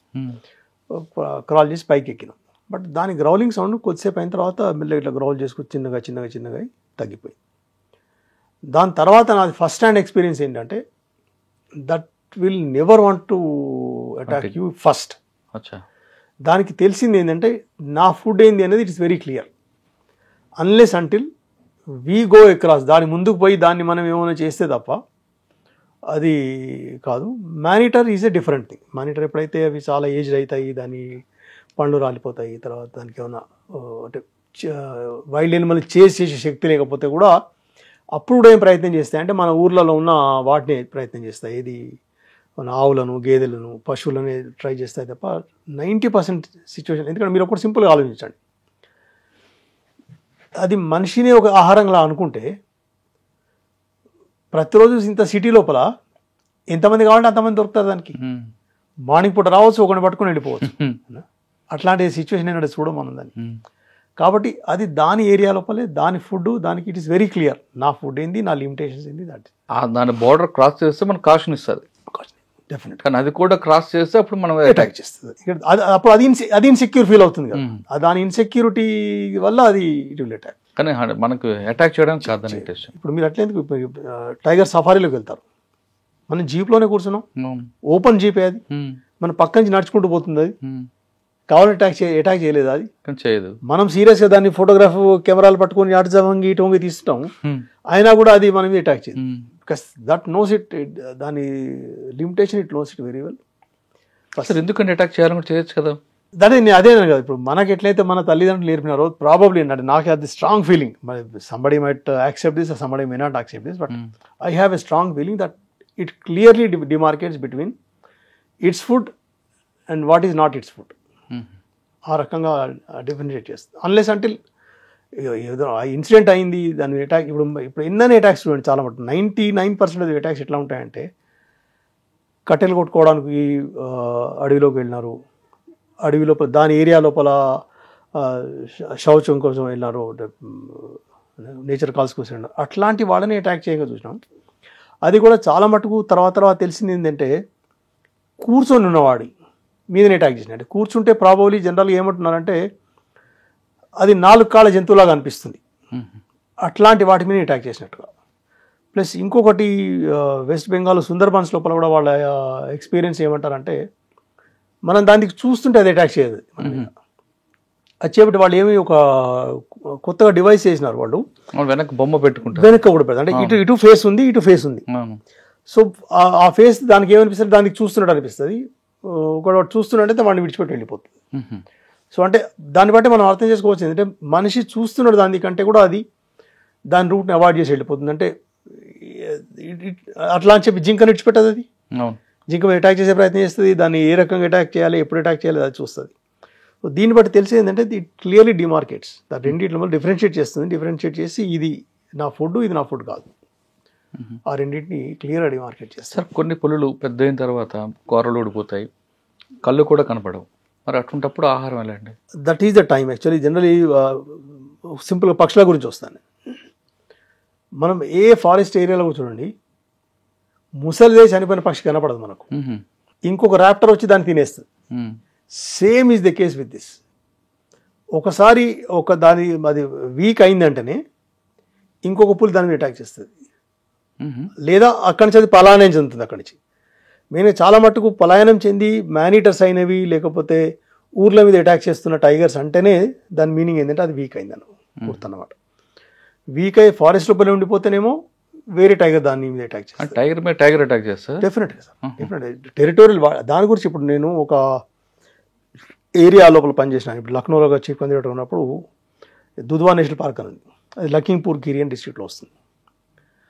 అక్కడ దుధ్వా నేషనల్ పార్క్ ఏరియా కొద్దిగా వేరే ఉంది, ఇది కాకుండా టెరిటోరియల్ ఏరియాస్ కొన్ని వేరే ఉన్నాయి. సౌత్ ఖీరి అని, నార్త్ ఖీరి అని డిస్ట్రిక్ట్స్, నార్త్ ఖీరి అని డివిజన్స్ ఉండేవి. అందులో సౌత్ ఖీరీ డివిజన్ లోపల ఒక 25 స్క్వేర్ కిలోమీటర్ల ఏరియా, దాని లోపల 17 టైగర్స్ నేను చూసాను. 17 ఆ కాలాంతరంలో అంటే అధ్యయనంలో తెలిసింది ఏంటంటే ఈ 17 టైగర్స్ కూడా ఎట్లాంటివి అంటే ఆ మెయిన్ ఏరియా అవుతుందో ఆ ఏరియాలో ఏదో స్ట్రాంగెస్ట్ టైగర్ ఉండిందో అవి మిగిలిన టైగర్స్ని అక్కడ తరిమేసి, అయితే దాంతో కొట్లాడి శక్తి లేదు. ఆ చివరి మెల్లమెల్ల పలాయనం చెందినవి. పలాయనం చెందిన గ్రూప్ అంతా ఒకలాగా ఉండేదన్నమాట. అక్కడ 17 టైగర్లు ఒక చిన్న ఏరియాలో ఉండేవి. ఆ రకంగా అయితే పలాయనం చెందుతాయి అవి. చెంది మళ్ళీ స్ట్రెంత్ రికవర్ అయితే మళ్ళీ పోతాయి, లేకపోతే మళ్ళీ వాపసు వస్తాయి ఇక్కడికి. అట్లా జరిగేది అన్నమాట. అది అంటే మీరు చెప్తుండే ఇక్కడ కూడా ఎకో సిస్టమే. ఇక్కడ కూడా అదే సేమ్ అండి, ఇక్కడ అదే సిస్టమ్. దాని లోపల అంటే బేసికలీ ఇది ఏంటంటే ఇది ఫీమేల్ కోసం మేటింగ్ కోసం కూడా ఈ కొట్లాట్లు ఎక్కువ జరుగుతాయి, ఈ ఘర్షణలు ఎక్కువ జరుగుతాయి. ఏది స్ట్రాంగెస్టో అది మాత్రమే దాని ఒక ఏరియాని డిమార్కెట్ చేసుకుంటుంది. ఆ డిమార్కెట్ చేసే సిస్టమ్ కూడా ఉంటుంది అనమాట. ట్రంక్స్ మీద యూరినేట్ చేయడం కానీ, స్క్రాచ్ మార్క్స్ కానీ, దాని స్కాట్ అంటారు, తిన్న తర్వాత విడిచిపెట్టే స్కాట్ మార్క్స్ కానీ అవన్నీ ఉంటాయి. దాని తోటి అది పెద్ద ఒక ఏరియాని డిమార్కెట్ చేసుకుంటుంది అనమాట. ఆ ఏరియా లోపల ఎవరిని రాని, ఎవరు వచ్చినా తెలిసిందంటే దానిపైన అటాక్ చేసే ప్రయత్నం. సార్, పులికి చర్మం మీద రకరకాలు చాలా కనిపిస్తాయి. అన్ని పులులకి ఒకేలా ఉండవు, కారణం ఏమంటారు? Basically it is only finger printing style అన్నమాట. అంతే, దానికి సైంటిఫిక్గా ఏం రీజన్ ఏం లేదు. అన్నిటి డిఫరెంట్, అది ఒక ఫింగర్ ప్రింటింగ్ టైప్ అన్నమాట. అది కూడా ప్రతి ఒక్క దాని మార్క్స్ దానితోనే మేము జనరల్ ఐడెంటిఫై చేస్తాం. ఇప్పుడు అందుకోసమే ఈ మన కెమెరాలు పెడతాం కదా, ఆ కెమెరాలు ఎట్లా పెడతారంటే 2 అపోజిట్ డైరెక్షన్లో పెడతాం అనమాట. అయితే ఎందుకంటే టైగర్ దాని మధ్య నుంచి పోయినప్పుడు, అంటే జనరల్గా టైగర్స్ ఎట్లాంటి రూట్లో పోతాయంటే బీట్ అండ్ ట్రాక్ అంటారు. బీట్ అండ్ ట్రాక్ లోపల వెళ్తాయి. ఆ బీట్ అండ్ ట్రాక్ అంటే మనం నడిచిన తోవలు ఉంటాయి, మన వెహికల్స్ పోయిన తోవలు ఉంటాయి, దాంట్లో నడుస్తుంది. ఇక్కడ వాటి ప్యాడ్స్ బాగా మెత్తగా ఉంటాయి కింద, ఆ ముళ్ళు ఇళ్ళ కుచ్చుకోకుండా అట్లా ఉంటాయి అన్నమాట. లేదా నది నాలా పక్క నుంచి నడుస్తాయి. సో అట్లాంటి చోట్ల లోపల ఏం చేస్తామంటే మేము ఇట్లా కెమెరా ట్రాప్ అంటారు వాటిని. కెమెరా ట్రాప్ ఎప్పుడు ఒక్కటి పెట్టరు, 2 ఇట్లా అపోజిట్ డైరెక్షన్లో పెడతారు. దాని మధ్య నుంచి నడిచినప్పుడు 2 సైడ్లను అది కవర్ చేస్తుంది అన్నమాట ఆ ఫోటోగ్రాఫ్. దాంతో ఐడెంటిఫై చేస్తాం. ఐడెంటిఫై చేసినప్పుడు కొన్నిసార్లు కొన్ని 100 కిలోమీటర్లు అవి బయటికి వెళ్ళినాయి. ఈవెన్ అంటే నార్త్ ఇండియా నుంచి ఒరిస్సా వరకు కూడా వెళ్ళిన, ఈవెన్ సెంట్రల్ ఇండియా నుంచి ఒరిస్సా వరకు వెళ్ళిన టైగర్స్ ఉన్నాయి. అది మేల్ ఫీమేల్ ఎలా తెలుస్తుందండి? మేల్ ఫీమేల్ మనం దాన్ని అంటే వెనుక అబ్జర్వ్ చేస్తే తెలుస్తుంది. దాన్ని కెమెరాకు రాదు కదా. అంటే కెమెరాలు కొన్ని అయితే వీడియో కెమెరాస్ తీస్తాయి, కొన్ని అంటే సైడ్ నుంచి తీసినవి ఉంటాయి. దాని మూమెంట్ ఎట్లా బట్టి ఉంటుందో దాన్ని బట్టి ఐడెంటిఫై చేస్తారు వాళ్ళు. సార్, ఫస్ట్ పోస్టింగ్ తర్వాత ఎక్కడికి వచ్చారు? ఫస్ట్ పోస్టింగ్ తర్వాత నెక్స్ట్ నాది సోషల్ ఫారెస్ట్ పోస్టింగ్ అండి. ఢిల్లీ దగ్గర బులంద్ షహర్ అని చెప్పి పోస్టింగ్. అక్కడ ఎంతకాలం ఉండి? బులంద్ షహర్ లో 3 అక్కడ ఫుల్ టర్మ్ చేశారు. చేసిన అక్కడ ఛాలెంజ్ ఏముంది? అక్కడ చాలా మంచి ఎక్స్పీరియన్స్ ఏంటంటే అక్కడ అంటే ఒకటి ఛాలెంజ్ ఏమో మీరు అన్నట్టుగా ఆ సుప్రీంకోర్టు ఆర్డర్ వచ్చింది అప్పుడే. 4-3-97 అని చెప్పి ఒక ఆర్డర్, అది ఆ డేటెడ్ ఆర్డర్, అది ఆనరబుల్ సుప్రీంకోర్టు ఇష్యూ చేసింది. Any illegal sawmill should be close down. అది నాకు ఫస్ట్ స్టేజ్ అక్కడి నుంచి స్టార్ట్ అయింది అనమాట, సామిల్స్ అనేది క్లోజ్ చేయడం అనేది. కానీ అక్కడ మంచి ఒకటి చాలా మంచి పని జరిగిందండి. అక్కడ బేసికలీ అశ్వమేధ యజ్ఞం వీళ్ళు చేసేవాళ్ళు, ఎవరు మన హరిద్వార్ నుంచి వాళ్ళు చేసేవాళ్ళు, శాంతికుంజ్ వాళ్ళు చేసేవాళ్ళు. వాళ్ళతోని నా టచ్ స్టార్ట్ అయింది అక్కడ. చెట్లు నరకత దాని ఫస్ట్ దాని అంటే అశ్వమేధ యజ్ఞం స్టార్ట్ అయింది. దాని తర్వాత వాళ్ళు ఒక దాన్ని ఏమంటారు, ఒక వాగ్దానం లాగా చేసిన ప్రణతి తీసుకున్నారు అక్కడ. మేము ఇక్కడ ఎఫారెస్టేషన్లో ఫారెస్ట్ డిపార్ట్మెంట్ కోఆపరేట్ చేస్తాం. అప్పుడు ఏం చేసినామంటే అలీగఢ్ నుంచి, అదే జీటీ రోడ్ అనమాట, అలీగఢ్ బార్డర్ నుంచి గాజియాబాద్ బార్డర్ వరకు బులంద్ షహర్ వచ్చేది. అప్పుడు మధ్యలో మీరట్ దాన్ని దాటినాక గాజియాబాద్ దాటినాక వస్తుంది. అప్పుడు ఒక స్లోగన్ ఇచ్చినాం, హరాబరా జీటీ రోడ్ ప్రగతి సే హమారా నాతా జోడ్ అని ఒక స్లోగన్ ఇచ్చి శాంతికుంజ్ వాళ్ళు కానీ, మిగిలిన స్కూల్స్ కానీ, డిఫరెంట్ డిపార్ట్మెంట్స్ కానీ అందరికీ ఏంటంటే ఇట్స్ ఆ యజ్ఞం లాగానే ఇది కూడా ఒక యజ్ఞమే. దాంట్లో ఎవరు విఐపీ లేరు, ఎవరు ఏం లేరు. దాన్ని మొత్తం సర్వే చేయించి ఎక్కడెక్కడ గ్యాప్స్ ఉన్నాయి ఆ గ్యాప్స్ని ఐడెంటిఫై చేసినాం. ఫారెస్ట్ డిపార్ట్మెంట్ లోపల వన మహోత్సవం అని చెప్పి ప్రోగ్రామ్ ఉంటుంది. దాని లోపల మేము ఫ్రీ శాప్లింగ్స్ ఇవ్వచ్చు. ఆ శాప్లింగ్స్ని అక్కడక్కడ ఆ ప్లేసెస్ లోపల అంటే ఒక 4 రోజుల డిస్టెన్స్ దాన్ని పెట్టుకొని ప్రతిరోజు ఇక్కడిక్కడ పెడదామని చెప్పి వాళ్ళు శాంతికుంజ్ వాళ్ళు, వాళ్ళ కార్యకర్తలు, మిగిలిన స్కూల్స్ నుంచి స్టూడెంట్స్ వీళ్ళందరం పోయి కంప్లీట్ అక్కడక్కడ చేసేవాళ్ళం. వాళ్ళ మొత్తం అక్కడ పొలిటికల్ లీడర్స్ కానీ ఇర్రెస్పెక్టివ్ పార్టీ డిస్ట్రిక్ట్ అడ్మినిస్ట్రేషన్ కానీ సీఎంఓ కానీ వీళ్ళందరికీ రిక్వెస్ట్ చేసినాం. వాళ్ళ తరఫు నుంచి ఏమైతే హెల్ప్ చేయగలుగుతారో అవి కూడా చేసిన వాడు. మీరు ఒక యజ్ఞం తీసుకున్నారు, యజ్ఞం లాగానే చేసిన నిజంగా చాలా సీరియస్గా ఉంటుంది. యజ్ఞం లాగానే జరిగింది అనుకోండి. అది ఒకటి చాలా సాటిస్ఫాక్షన్. ఇప్పుడు నాకు మొత్తం జీవితకాలంలో ఒకసారి ఆలోచించిన అనుకోండి, ఒకసారి అనిపిస్తుంది అన్నమాట. అంటే ప్రజలతోని కలిసి మీరు ఎప్పుడైతే పనిచేస్తారో ఆ ఫీలింగ్ వేరేలాగా ఉంటుంది. ఓకే. ఎందుకంటే అంటే అది వాళ్ళ గొప్పతనం అనుకోండి. ఒకసారి ఒక చోట 108 కుండీ యజ్ఞ అంటారు, అంటే 108 ఉండాలి. మా ఇంట్లో మా మిస్సెస్ వాళ్ళు కానీ మా రిలేటివ్స్ వచ్చినారు, మా పెద్ద అక్క వాళ్ళు వచ్చినారు. మరి పోదాం అక్కడ అవుతుంది ఆహుతి చేసే టైం పోదామంటే పోదామని చెప్పి మెల్లమెల్లగా అట్లా అయి చివరకు మేము అక్కడికి చేరే టైం వరకు అక్కడ మొత్తం యజ్ఞం సమాప్తం అయిపోయింది. ఆ మెయిన్ ఆర్గనైజర్ ఆ పైన స్టేజ్ పైన ఉండే అతను ఇట్లా నాది చూసిన వెంటనే ఇట్లా నమస్తే అని నిలబడి ఉన్నా. అక్కడి నుంచి ఆయన ఒక అనౌన్స్మెంట్ చేసినాడు. నా జీవితంలో నాకు అంతకు మించిన అంటే గిఫ్ట్ ఇంకా వేరే దొరకదని ఆయన అక్కడ చేయమని అనౌన్స్మెంట్ చేసినంటే 108 గుండాల యజ్ఞం సమాప్తమైంది. కానీ కొందరు ఇంకా యజ్ఞం చేసుకోవాలనుకుంటున్నారు. వాళ్ళ అదృష్టం ఇవాళ పండింది, ఎందుకంటే డిఎఫ్ఓ సాబ్ లేట్గా వచ్చిండు అని చెప్పి మళ్ళా 108 కుండీ యజ్ఞం మళ్ళీ చేయించాడు అన్నమాట. మీ నుంచి మరికొంతమందికి అవకాశం వచ్చింది. అయితే నేను అనుకున్నాను, అంటే భగవంతుడిని అదే అనుకున్నాను. అంటే నేను ఏం చేసినా అంత పెద్ద వాళ్ళతో చేసిన ఒక ప్లాంటేషన్ ప్రోగ్రామ్ మాత్రమే నేను చేసింది. అది అంటే ప్రజలతో కలిసి పనిచేస్తే మనకు వచ్చే ఆప్యాయత అనుకోండి ముఖ్యంగా. మీరు ఆ బెల్ట్ చేశారు కదా, గజియాబాద్ తర్వాత ఋషికేష్ అంటే డెహ్రాడూన్, అక్కడ ట్రీ హగ్ అనే కార్యక్రమం ఎందుకంటే వస్తుంది? బేసికలీ సుందరాల్ బహునగాలది చిప్కో మూమెంట్ అది వచ్చింది అనమాట. బేసిక్గా హిల్స్ లోపల మెయిన్గా ఇప్పుడు ఏమంటారంటే మన దగ్గర ట్రీ డెన్సిటీ ఎంత ఉన్నా కూడా హిల్స్ లోపల ట్రీ డెన్సిటీ చాలా ఎక్కువ కావాలి. ఎందుకంటే అక్కడ మేము నీళ్లు ముఖ్యంగా ఇప్పుడు కింది నుంచి అంటే పైప్ లైన్స్ వేస్తాము, బోర్వెల్స్ వేసుకుంటాము. హిల్స్ లోపల బోర్వెల్స్ అంత ఈజీ కాదు. కాబట్టి అక్కడ ట్రీ ఉంటేనే నది నాలా లోపల నీళ్ళు వస్తాయి, నదిలా నీళ్ళు వస్తేనే వాళ్ళకు జీవికోపార్జన ఉంటుంది అక్కడ. దాని గురించి స్టార్ట్ అయింది. ప్లస్ లార్జ్ స్కేల్ 1000 meters పైన అయితే ఫెల్లింగ్స్ ఉంటుండేనో వాటి వల్ల కూడా వచ్చింది అనమాట. దాంతో చిప్కో మూమెంట్ అని చెప్పి స్టార్ట్ అయింది. దే హ్యావ్ డెఫినెట్లీ సక్సీడ్ అయినారు. దాని తర్వాత గవర్నమెంట్ ఆఫ్ ఇండియా 1000 meters పైన ఉన్న వాటిని ఫెల్లింగ్ని బ్యాన్ చేసింది. కాబట్టి ఇప్పటికి ప్రొటెక్ట్ అయింది. లేకపోతే ఇప్పుడు బేసిక్గా ట్రీస్ పైన లేవనుకోండి హిల్స్ లోపల, అక్కడ వచ్చే ఈరోజన్తో కానీ దేంతో కానీ హిల్స్ ఎస్పెషల్లీ మన హిమాలయన్ హిల్స్ ఏవైతున్నాయో దే ఆర్ వెరీ ఫ్రెజైల్. ఇప్పటికి కూడా ఇంకా పెరుగుతున్నాయి, పైకి పోతున్నాయి ఇంకా. అంటే మొత్తం వాటి ఉన్న సాయిల్ లేయర్స్ ఏవైతున్నాయో దే ఆర్ వెరీ ఫ్రెజైల్. దాన్ని స్టెబిలైజ్ చేసే ప్రయత్నం చేయాలి తప్ప దాన్ని ఏమాత్రం డీస్టెబిలైజ్ చేసినా కూడా అదొక పెద్ద ఉపద్రవం లాగా. సార్ అక్కడ ఉత్తరాఖండ్ కానీ ఉత్తరప్రదేశ్లో కానీ ట్రీ హగ్ చేసుకుంటే ఒక పాజిటివ్ ఎనర్జీ వస్తుందని ఒక నమ్మకం ఉంది, వాస్తవం అంటారు? డెఫినెట్గా సార్. ఇట్స్ చూడండి మీ బిలీఫ్ ఎట్లా చూడండి దాన్ని బట్టి. బట్ డెఫినెట్గా నేను కూడా ఇప్పుడు చెప్తాను కదా, ఇప్పుడు మాకు ఎవరైనా ఫ్రెండ్స్ అంటే కూడా రిటైర్ అయ్యి 2-3 ఏళ్ళ పైన అవుతుంది నాది. ఇప్పటికి ఎక్కడ వెళ్తే I prefer to stay in a forest rest house.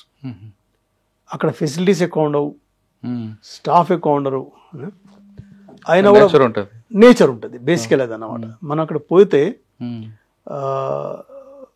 At least morning అయిన తర్వాత, ఇప్పుడు ఈవెన్ మా మదర్ ఇప్పటికి అంటుంది అనమాట, ఎప్పుడైనా అంటే ఈ ఊరపిచ్చుకలు అరిస్తే అంటది, పొద్దున్నే అంటుండే అనమాట నా దగ్గర వచ్చినప్పుడు అనేది, ఇంత మంచిగా వినబడుతున్నారా, మొదట్లో ఊర్లలో వినబడేది ఇప్పుడు వినబడతలేవు అట్లా అంటుంది అనమాట. బేసిక్ అది that you will really miss అండి డెఫినెట్లీ. నేను కొన్నిసార్లు బిజ్నోర్ అనే డిస్ట్రిక్ట్లో పనిచేసినప్పుడు అమాన్గఢ్ ఫారెస్ట్ ఉంది, అది కార్బెట్ టైగర్ రిజర్వ్ పేరు విన్నారనుకుంటారు. That was part of Corbett Tiger Reserve. కాబట్టి యూపీ ఉత్తరాఖండ్ సెపరేట్ అయిన తర్వాత ఆ అమాన్గఢ్ ఫారెస్ట్ అనేది మనకు యూపీకి వచ్చింది అనమాట. సార్ ఆ ట్రీ ఏ చెట్టుకైనా కౌలించుకుంటారా లేదా పర్టికులర్గా కొన్ని ఉంటాయి? లేదండి, they go for every tree, ప్రతి ట్రీని దాన్ని చేసి దాని చుట్టూ వాళ్ళు. ప్లస్ ఇంకోటి ఈ మధ్య లోపల పెళ్ళి అయిందన్న తర్వాత వాళ్ళకు తోటి ఒక చెట్టు నాటిస్తున్నారు, అట్లాంటిది అది కూడా చేస్తున్నారు అనమాట. సో దట్ అంటే మీ వృద్ధి ఎట్లా అవుతుందో అదే రకంగా చెట్ల కూడా వృద్ధి కావాలని చెప్పి అదే వచ్చు, ఇలా చెట్టుని చూసి నేర్చుకోమని కూడా చెప్పొచ్చు కదా. Definite sir. సెకండ్ పోస్ట్ అయింది, థర్డ్ పోస్ట్ అండి బులంద్ షహర్ తర్వాత బలియా అనే జాగా వచ్చిన. బలియా అనేది ఇట్స్ బీహార్ బార్డర్. అది బీహార్ బార్డర్ లోపల డెఫినెట్గా కొన్ని ఛాలెంజెస్ ఉండేటివి. అది it's politically very sensitive area. అక్కడ మాత్రం డెఫినెట్గా చాలా చోట్ల పొలిటికల్ కొంచెం కాన్ఫ్లిక్ట్ ఉండేది నాతోటి.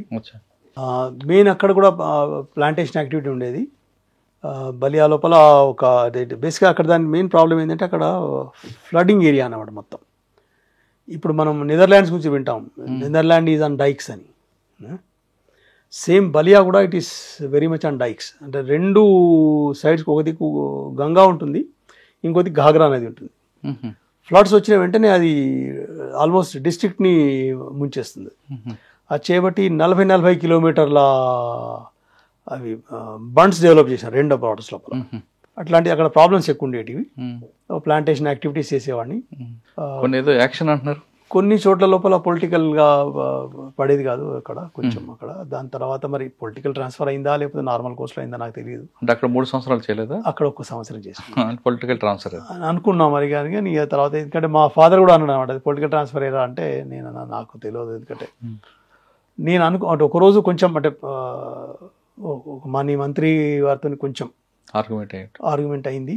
అయినా నెక్స్ట్ డే మార్నింగే నాది ఒక ట్రాన్స్ఫర్ ఆర్డర్ వచ్చింది. అయితే నేను కూడా ఎక్స్పెక్ట్ చేసింది అదే. కానీ మరి అంటే నా ఒక వర్కింగ్ స్టైల్ ఉండేది, నెగటివ్ స్టైల్ ఏది కాదు కానీ కాకపోతే అనుకోండి ఇది చేస్తా ఇది చెయ్య అనే స్టైల్ ఉండేది. సార్ అక్కడ పొలిటీషియన్స్ మర్యాద ఇచ్చి మాట్లాడతారా లేదా సినిమాలో చూపించినట్లు రఫ్గా మాట్లాడతారా? అదే చెప్పిన కదా, ఈవెన్ ఆ రోజు ఘర్షణ జరిగిన రోజున కూడా ఆయన ప్రతి దగ్గర మర్యాదతోనే మాట్లాడాడు. అతని పక్కనున్న వాళ్ళు మాత్రం కొంచెం ఏదో ర్యాష్గా మాట్లాడే ప్రయత్నం చేస్తే ఆయన ఆపినాడు కూడా వాళ్ళను.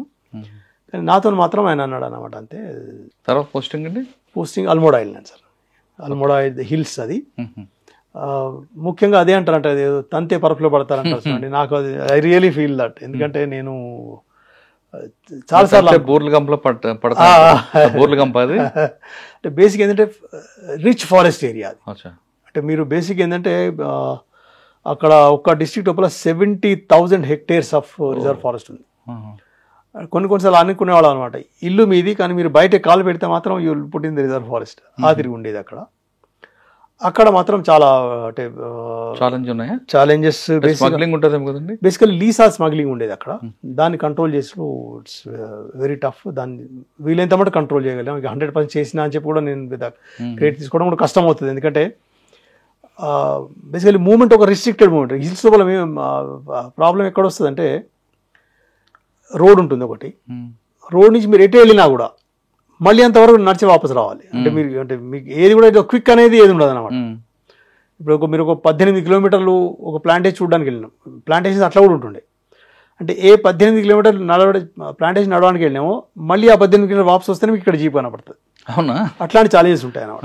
అట్లా కూడా వెళ్ళేవాళ్ళం. కానీ అంటే ఏంటంటే మీకు ప్లేన్స్ లోపల ఫెసిలిటీ ఏముండేదంటే మీరు ఒక సైడ్కి వెళ్ళిన తర్వాత మీరు కావాలని కూడా వెహికల్ అక్కడ తెప్పించుకోవచ్చు. మీరు అక్కడ నేను ఇక్కడ నడిచిపోతా, మీరు అక్కడ వెహికల్ తీసుకురా, అక్కడ చెక్కి వెళ్ళిపోదాం. కానీ అక్కడ అది కుదరదు. మళ్ళీ రావాల్సిందే మళ్ళీ వెళ్ళాల్సిందే. మళ్ళీ నెక్స్ట్ డే మళ్ళీ ఎప్పుడు వెళ్తామో తెలియదు మనకు. అట్లాంటి ఛాలెంజ్ చేయబట్టి కొన్ని చోట్ల 100% కంట్రోల్ చేయగలని చెప్పడం కష్టం. కానీ అది కూడా ఒక అడ్వాంటేజ్. ఇప్పుడు మనకే డిసడ్వాంటేజ్ ఉందో ఇలిసిట్ ఫెల్లింగ్ చేసేవాడు కూడా డిసడ్వాంటేజ్ ఉంది. ఎందుకంటే అల్టిమేట్గా ఇలిసిట్ ఫెల్లింగ్ చేసిన తర్వాత దాన్ని పట్టుకొని అయితే పోవాలి కదా, మళ్ళీ వాడు కూడా అదే రోడ్డుకు రావాలి. మనం రోడ్డు కంట్రోల్ స్ట్రిక్ట్గా చేస్తే చాలా మటుకు కంట్రోల్ అయ్యేటి. ఆ రకంగా ప్రయత్నం చేసేది. లీసాది ప్రాబ్లం ఉండేది, ఇలిసిట్ లీసా ప్రాబ్లం ఉండేది. దానికోసం వీలైన వాడు ఫ్యాక్టరీస్ పైన రేడ్ చేసేవాళ్ళం, దాన్ని కంట్రోల్ చేసే ప్రయత్నం చేసినాం. కానీ నేచర్ వైజ్ సో బ్యూటిఫుల్ అండి. మీరు ఎప్పుడైతే హిల్ని ఎక్కుతూ వెళ్తారో అది ప్లాంటేజ్ చేయడానికి, ఎక్కుతున్నంతసేపు ఒక 10 నిమిషాలు అనిపిస్తుంది అనమాట. చాలా కష్టమైంది. మీరు ఒక్క సెకండ్ ఆగండి అంతే, అక్కడ మీకు వచ్చిన చెమట అంతా మొత్తం పోయి you will become once again fresh. మళ్ళీ అల్మోడా అంటే నైనితాల్ నుంచి దగ్గర ఉంటుంది అనమాట. నైనితాల్ నుంచి ఒక 50-60 మీరు అక్కడ ముస్సోరీ డెహ్రాడూన్ పైకి వెళ్తే మనకి ఇంకా అంటే ఇప్పుడు అక్కడ ఏంటంటే 2 రకాల హిల్స్ ఉన్నాయన్నమాట. Garhwal hills, Kumaon hills. ఇప్పుడు మన దేహ్రాదూన్ ఉన్నదేమో దేహ్రాదూన్, మసూర్ ఏమో గడ్వాల్. ఇదికేమో ఇది నైనితాల్ కానీ అల్మోడా నుంచి నైనితాల్ వైపు చెప్తున్నారు. ఆ రిషికేష్ మళ్ళీ గడ్వాల్ దిగిపోతాం. ఓకే. ఇటు హల్ద్వానీ అంటారు అన్నమాట బేసిక్గా. హల్ద్వానీ నైనితాల్ తీసుకుంటే నైనితాల్ ఒకటి, తర్వాత హల్ద్వానీ అని ఉంటుంది, రామ్నగర్ అని ఉంది, తర్వాత ఇటు అల్మోడా, బాగేశ్వర్, పిథోరాగఢ్, ఇవి దే ఆర్ కుమావ్ హిల్స్. ఇవి గడ్వాల్ హిల్స్ ఏమో మళ్ళీ అటు ఇది మన దేహ్రాదూన్ కానీ, రిషికేష్ కానీ, తర్వాత ఉత్తరకాశీ కానివ్వండి, బద్రీనాథ్, కేదార్నాథ్, ఇవన్నీ గడ్వాల్ హిల్స్లో వస్తాయి. నేను కుమావ్ హిల్స్ లోపల దేహ్రాదూన్లో ట్రైనింగ్ చేసిన, కుమావ్ హిల్స్ లోపల డిఎఫ్ఓగా పనిచేసిన, 2 years డిఎఫ్ఓగా పనిచేసిన. దాని తర్వాత కాడర్ సెపరేట్ అయింది, యూపీ ఉత్తరాఖండ్. తర్వాత నేను ప్లేన్స్కి యూపీ కాడర్కి వచ్చిన. నేను తర్వాత ఎక్కడి నుంచి ఎక్కడికి ఉండి యూపీకి వచ్చిన తర్వాత వరల్డ్ బ్యాంక్ ఫారెస్ట్రీ ప్రాజెక్ట్ ఉంది, అక్కడ నేను training cell, UP world forest bank forestry ప్రాజెక్ట్లో ట్రైనింగ్ సెల్ మేనేజ్ చేసిన. దానిలో ఫారిన్ ట్రైనింగ్స్ కానీ లేకపోతే మన లోకల్ ట్రైనింగ్స్ కానీ. దాని తర్వాత అప్పుడే గ్రాడ్యువల్గా కంప్యూటర్ ఇంట్రడ్యూస్ అయింది అనమాట. మొత్తం ఫారెస్ట్ డిపార్ట్మెంట్లో కంప్యూటర్స్ డిస్ట్రిబ్యూషన్ చేయడం కానీ, కంప్యూటర్ డిస్ట్రిబ్యూట్ చేసిన తర్వాత అక్కడ బేసిక్ 4 ఉండేటివి కదా, Microsoft Word, Excel, PowerPoint, ఇవి వాళ్ళకు మొత్తం ట్రైనింగ్స్ ఇప్పించడం కానీ. దాని తర్వాత కొంతమంది సెలెక్ట్ చేసి సెలెక్టెడ్ ఫారిన్ ట్రైనింగ్స్ ఉండేవి, వాటిలో నామినేట్ చేయించడం కానీ, వాళ్ళ లాజిస్టిక్స్ చూడడం కానీ, ఐఏఎమ్స్, ఐఐటీస్ తోటి. ఈ క్యాడర్లో అవుతున్న టైంలోనే మీ నాన్నగారు మరణవాత ఎప్పుడు ఉన్నారు? బలియాలో ఉన్న పోస్టింగ్ అప్పుడండి, అప్పుడు జరిగింది అదనమాట. బలియా లోపల ఉన్నప్పుడు అదే చెప్తున్నాను కదా, అది నా అంటే దురదృష్టం అంతా అది ఒకటేసారి వచ్చింది అనుకుంటా. ఆయనతో ఎవరు మంత్రి గారితో గొడవ జరిగింది. గొడవ జరిగిన తర్వాత కొద్ది రోజులు ఊరికి వెళ్దామని వచ్చేసిన నేను. అంటే మీరు ఇక్కడ బలియాలో ఉన్నప్పుడు. దాని తర్వాత వచ్చారు మీరు? ఆయన వచ్చిన తర్వాత వచ్చినప్పుడు ఆయన చెప్పినాడు అనమాట నాతో, ఈసారి నేను కూడా వస్తారా చెప్పాడు. అన్న తర్వాత ట్రాన్స్ఫర్ అయిపోయింది. సారీ, ట్రాన్స్ఫర్ అయిన తర్వాత వెళ్ళాను నేను. అక్కడ ట్రాన్స్ఫర్ అయిన తర్వాత వెంటనే ఊరికి వెళ్ళాను. మంచిర్యాల వచ్చారు. మంచిర్యాల వెళ్తే అక్కడ ఫాదర్తో మాట్లాడినప్పుడు ఆల్మోస్ట్ ఆయన తెలిసింది ఆయనకి. తెలిసి ఆయన అదే అన్నాడు అనమాట, నేను కూడా మరి పొలిటికల్ ట్రాన్స్ఫర్స్ అయితే అని విన్నా నేను, మరి ఫస్ట్ టైం నా కొడుకు కూడా చూస్తున్నా నేను అని చెప్పి అన్నాడు అనమాట. అని అదే అన్నాడు అనమాట, నాకు కూడా ఆల్మోడా అంటే ఇష్టము అని చెప్పి. అప్పుడు స్వామి వివేకానంద అక్కడికి వచ్చింది చెప్పిండు, మహాత్మా గాంధీ అక్కడికి వచ్చింది చెప్పిండు, ఆయన మొత్తం హిస్టరీ అంతా చెప్పిండు. చెప్పి ఒకసారి నేను కూడా వచ్చి నీతో కొద్ది 2-3 నెలలు ఉండి కొంచెం రిలాక్స్ అయ్యి వస్తారా అన్నాడు. నేను కూడా అంతకంటే మించింది ఏముంటుంది, అదృష్టం ఏముంటుంది అని పోయినా. బస్ నేను అక్కడ జాయిన్ అయినానండి అంతే. ఆ రాత్రి 12 రాత్రి మెసేజ్ వచ్చింది, హిల్స్ సూపర్ రాత్రి ట్రావెల్ చేయడం కష్టం అవుతుంది, నెక్స్ట్ డే మార్నింగ్ నా ఛార్జ్కి హ్యాండ్ ఓవర్ చేసి ఢిల్లీ వరకు వచ్చిన. ఢిల్లీ వరకు వచ్చిన తర్వాత అక్కడి నుంచి ఇంటి వరకు వచ్చేసరికి అప్పటికే చుక్కి అంటే ఎక్స్ట్రీమిస్ట్ అటాక్ కాబట్టి పోలీస్ వాళ్ళు కూడా చెప్పినారు అంటే ఎక్కువసేపు ఉంచకండి అని చెప్పినారంట. అయితే నేను నాకు ఫోన్ చేసినారు, మరి ఆపాలన్నా ఆపొద్దా అంటే నేను చెప్పిన సిచ్యువేషన్ అట్లా మంచి లేదంటుంటారు కాబట్టి చేయండి. నేను చేరలేకపోయినాను, నాన్నగారు దానికి చేరలేకపోయాను నేను. అదొకటి లోటు, అదొక జీవితం డెఫినెట్లీ అండి. జీవితం మొత్తం చూడలేదు సార్. తర్వాత దాని తర్వాత ఆల్మోడా తర్వాత ట్రైనింగ్ సెల్ చేసినాను.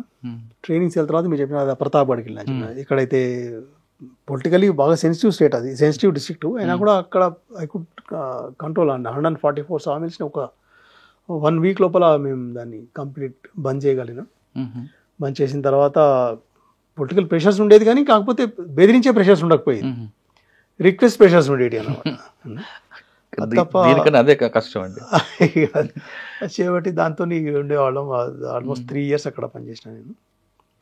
చేసిన తర్వాత అక్కడ ఒక శాంక్చురీ కూడా డిక్లేర్ చేయడం జరిగింది, బర్డ్ శాంక్చురీ, ప్రతాప్గఢ్ కుండా అనే ప్లేస్ లోపల జరిగింది. సార్ బర్డ్ శాంక్చురీ సార్ మీకు బాగా ఇష్టం. పక్షులు ప్రజలకి నేర్పుతాయి, పక్షులు నేచర్కి ఏమి ఇస్తుంది సార్? బేసికలీ పక్షులు ఎట్లాంటివి అంటే దే ఆర్ కాల్డ్ ఇండికేటర్స్. ఏ మాత్రం కొంచెం చేంజ్ వచ్చినా కూడా అక్కడ ఆ పక్షి రావడం బంద్ చేస్తుంది. దాన్ని బట్టి మనకు తెలిసేది ఏంటంటే we have done something wrong in this place. ఒక సింపుల్ ఎగ్జాంపుల్ చెప్తాను చూడండి. What is a wet land?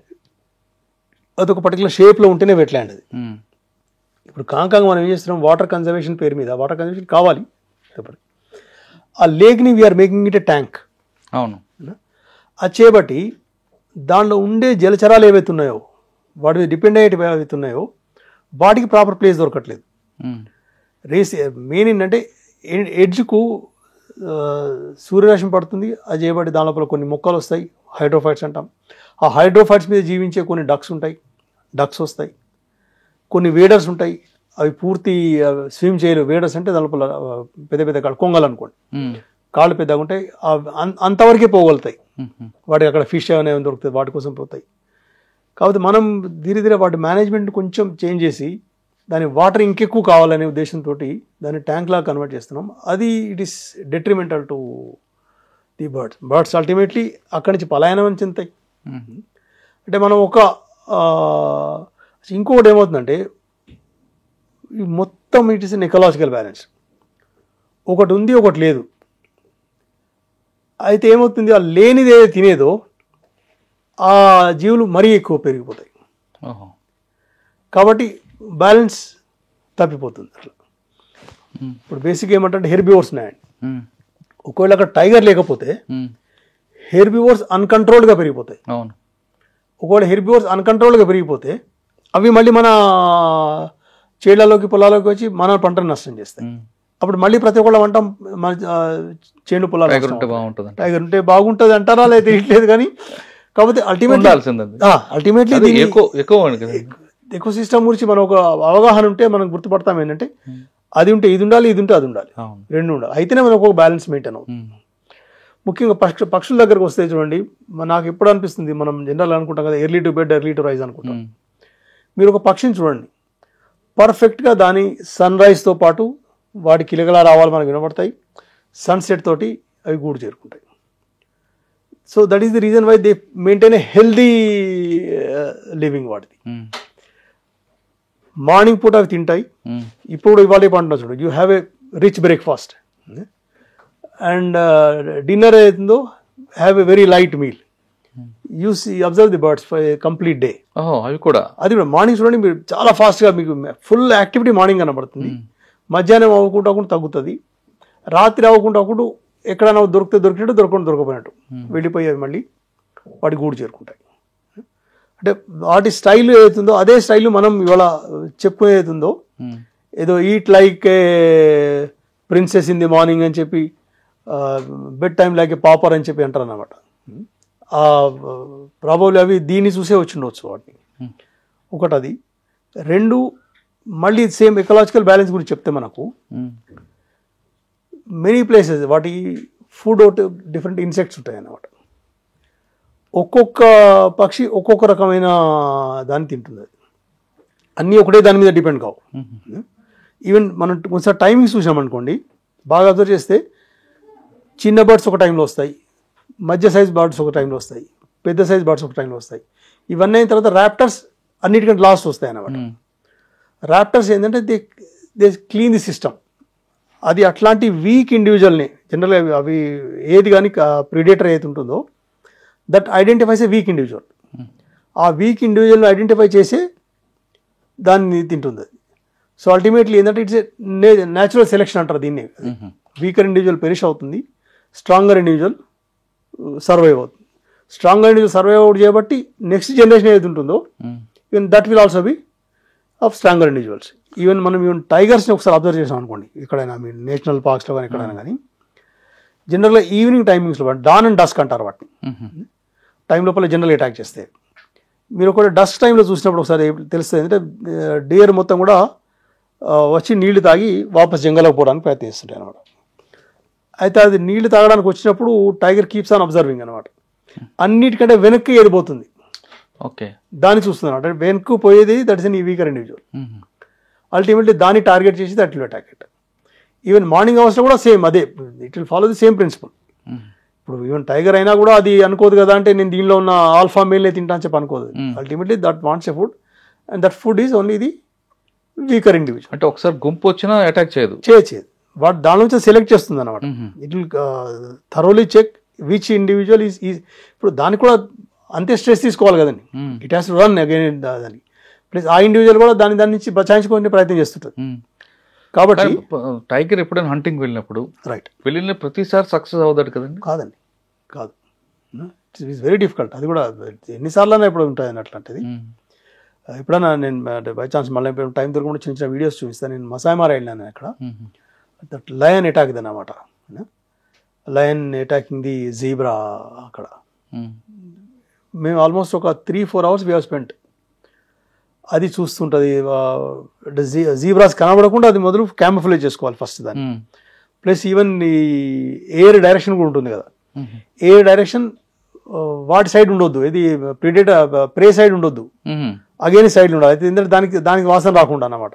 ఓహో, అట్లా ఆలోచిస్తుంది. చేసిన తర్వాత అది అటాక్ చేయడానికి పోయింది. ఒక్క 2 స్టెప్లు ముందేసింది అంతే. ఇది ఇంకొక 2 స్టెప్లు తర్వాత వేసి ఉంటే ఆ జీబ్రా అనేది క్యాచ్ చేసి ఉండేది. But ultimately it could not catch the zebra, దాన్ని అంత మిస్టేక్ లోపల. So that night must have gone without any food. It is very tough. అందుకోసం అది. ఓకే, అంటే ఒకసారి హంట్ చేసింది అనుకోండి, మళ్ళీ ఎంతకాలం గ్యాప్ తీసుకుంటుంది? సార్ బేసిక్గా అది హంట్ చేసిన తర్వాత ఇప్పుడు మేము ఎప్పుడైతే అబ్జర్వ్ చేస్తామో స్కాట్ని, first it will try to eat as much as possible. దాన్ని చేసిన తర్వాత దాన్ని ప్రయత్నం చేస్తుంది అంటే ఒక ముళ్ళ కుంపల్లో అట్లా దానిలో పెట్టేస్తుంది, సో దట్ మిగిలి ఉండాలి. కానీ వెంటనే ఇప్పుడు ఆ మిగిలిన మీట్ ఉంటుంది, వాటి కోసం నక్కలు కానీ లేకపోతే ఇట్లాంటి హైనాస్ కానీ అవి మళ్ళీ వాటి మీద అటాక్ చేస్తాయి, అవి తినడానికి ప్రయత్నం చేస్తుంది.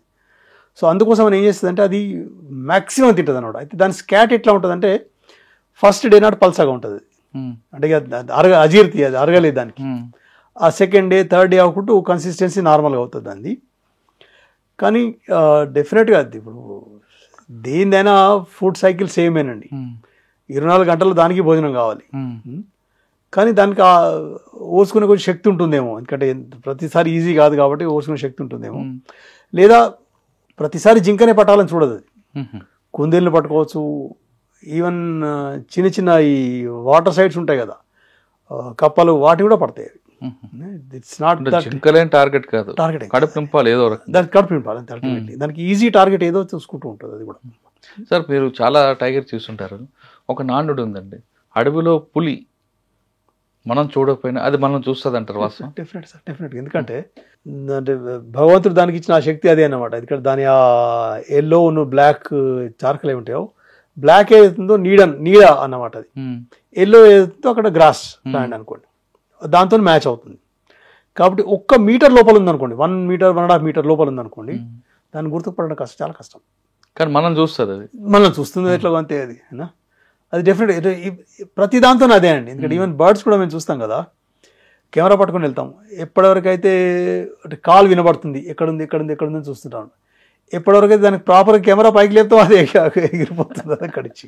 అది ఎనీ ఫోటోగ్రాఫర్ మీరు అడిగి చూడండి, అది పెద్ద ఎక్స్పీరియన్స్ వాళ్ళందరిది. సార్ ఫారెస్ట్ డిపార్ట్మెంట్ పనిచేసిన వాళ్ళకి పులి కనబడితే అదొక లక్ అనుకుంటారు వాస్తవం? సార్ డెఫినెట్గా, ఎందుకంటే లక్ అనే బదులు it is your responsibility. Ultimately నేను ఒక ఫారెస్ట్లో పనిచేస్తున్నా, ఒక పులి కనబడిందంటే చలో at least it is safe today.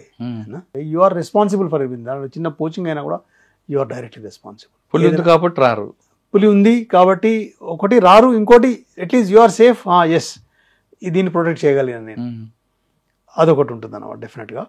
కాబట్టి ఏదైతే టైగర్ ఉన్న ఏరియా ఉంటుందో దాని లోపల ఇలిసిట్ ఫెల్లింగ్ కూడా చాలా తక్కువ ఉంటుందండి. రెగ్యులర్గా చూసిన ఫారెస్ట్ ఆఫీసర్లు, ఎంప్లాయీస్ కానీ బీట్ ఆఫీసర్ ఎవరైనా పులి సాధారణంగా అటాక్ చేయదట, రోజు కనబడే వాళ్ళ. ఈవెన్ అదర్వైజ్ అండి, నేను చెప్పినా కదా మీతో, జనరల్లీ అటాక్ చేసిన ఇన్సిడెంట్స్ చాలా తక్కువ ఉన్నాయి. ఎనీ హ్యూమన్ బీయింగ్, అక్కడ ఇప్పుడు మనం ఏదో జీప్లో వెళ్తాం, బీట్ ఆఫీసర్ చాలా మంది సైక్లింగ్ మీద రావాలని చూస్తాం, అక్కడ ఉన్న ఊరు వాళ్ళు నడుచుకుంటూ వెళ్తారు, ఎవరి మీద అటాక్ చేయంగా చూడలేదు. దాన్ని బట్టి తెలుసుకునేది ఏంటంటే అది డిఫరెన్షియేట్ చేస్తుందండి. నాకు తెలిసిందన్నమాట, నేను I have a strong feeling, I cannot have any scientific reasoning for this, కానీ but I have a strong feeling, అది డిఫరెన్షియేట్ చేస్తుంది. This is my food, this is not my food. ఓహో, డిఫరెన్షియేట్. సో బయటకు వచ్చి అటాక్లు చేస్తుంటుంది, దాన్ని control చేయడానికి కొంతమంది ఆఫీసర్లు పులికి కెమెరా కడదామని, పులికి జియో ట్యాగ్ పెడదాం అనుకుంటుంటారు. దాన్ని దొరికిన తర్వాత అది సాధ్యమేనా? జియో ట్యాగింగ్ చేయొచ్చు అండి, జియో ట్యాగింగ్ చేయొచ్చు. తర్వాత చాలా మటుకు ఎప్పుడైతే మేము అంటే టైగర్ని క్యాప్చర్ చేసిన తర్వాత ఎక్కడైనా విడిచిపెట్టాల్సి వెంటనే. ఇంకోటి ఏంటంటే బేసిక్గా టైగర్ కానీ ఎనీ లేపడ్ ఏది కానీ హ్యూమన్ ఇంప్రింటింగ్ అంటారు, హ్యూమన్ ఇంప్రింటింగ్ కానివద్దు దాని మీద. హ్యూమన్ ఇంప్రింటింగ్ అంటే మనిషి దగ్గర ఆ గొప్ప శక్తి ఉందండి, చాలా గొప్ప శక్తి ఉంది. దానికి ఒక 4 రోజులు మీరు మీట్ పెట్టండి, దట్ విల్ బికమ్ యువర్ పెట్. అవునా? చేయబట్టి you cannot leave it in the forest again. ఎందుకు?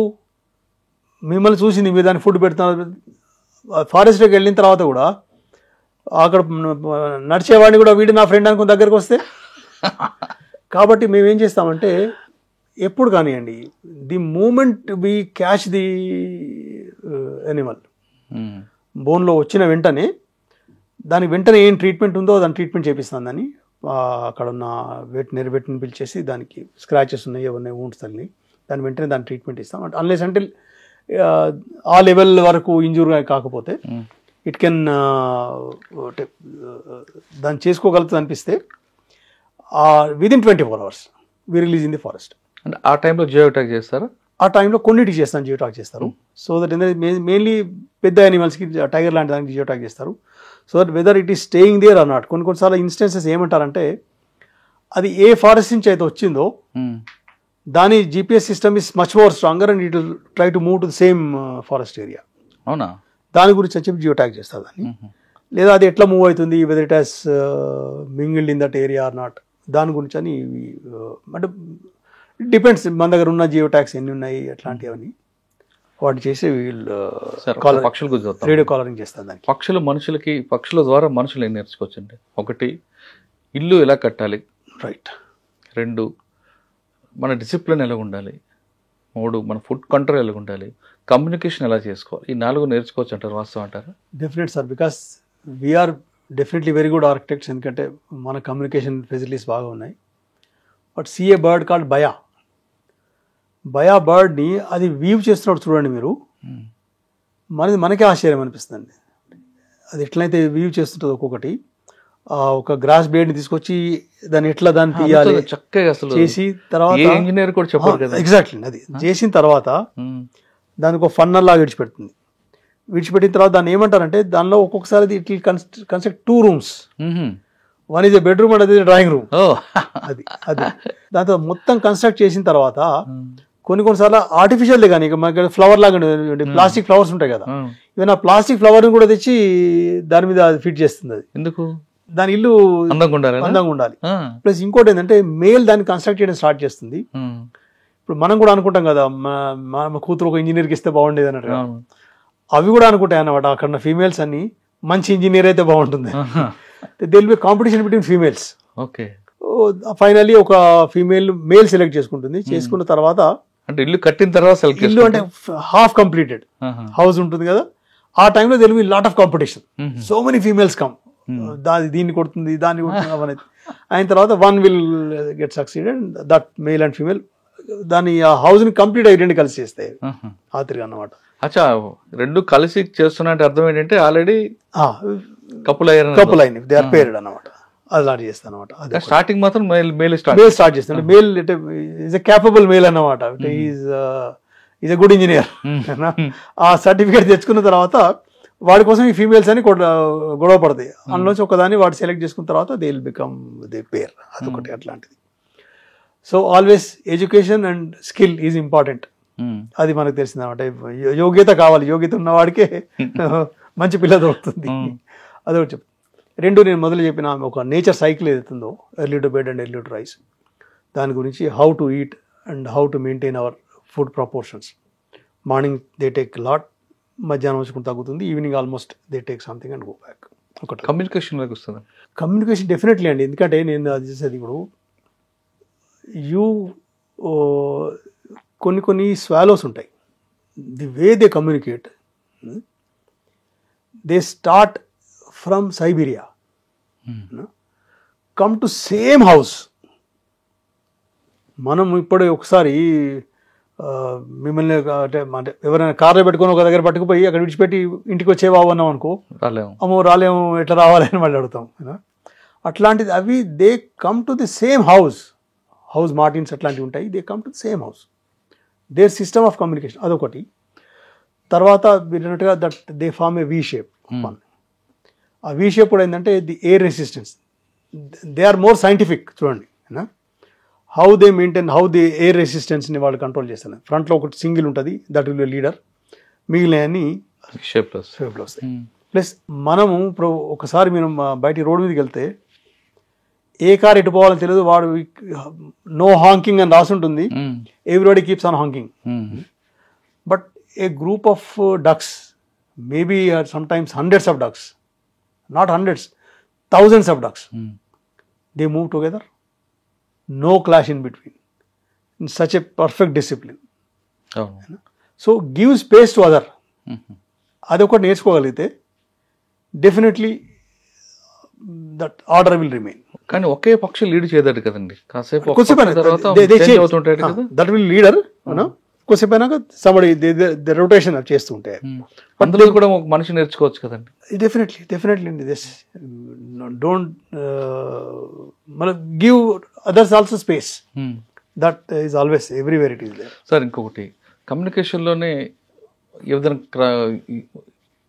ఏమైనా అన్యాచురల్ జరిగినా, ఇంకో ఇష్యూ జరిగినా వెంటనే కాషన్ ఇస్తుంటుంది కదా.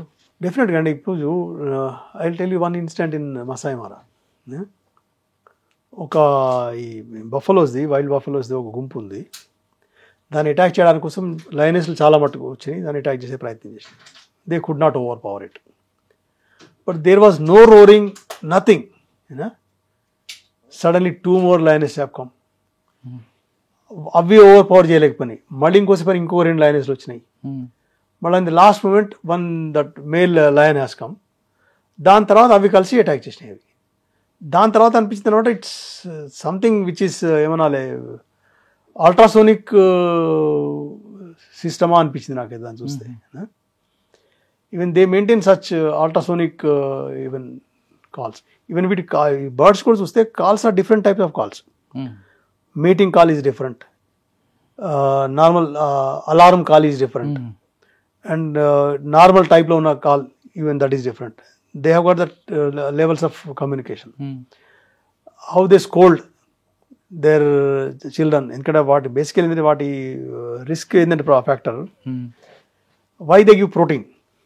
ఇప్పుడు generally they feed much of protein. ఇప్పుడు మనం జనరల్గా మనకు ఊర పిచ్చుక కూడా తెలుసు, it is a grain eater, but it is not 100% grain eater. ఎప్పుడైతే అది పిల్లలను పెడుతుందో ఆ పిల్లలకు అవి పంపులు పెడుతుంది కదా, కీటకాలను పెడుతుంది. ఎందుకంటే దట్ ఈస్ ప్రోటీన్. ప్రోటీన్తో దట్ విల్ గ్రో ఫాస్ట్. 20-25 రోజులు 1 month లోపల దాన్ని ఇండిపెండెంట్ చేయాలి. ఇండిపెండెంట్ చేసిన తర్వాత దాన్ని పంపించేయాలి. అన్ని ఎక్కడ తిరుగుతాయండి బేసిక్గా. మీరు ఒకటి చూడండి, ఇప్పుడు బేసిక్గా మనం జనరల్గా హౌస్ ప్యారెస్ గురించి అంటుంటాం, హౌస్ ప్యారెస్ ఖతం అయిపోతున్నాయని.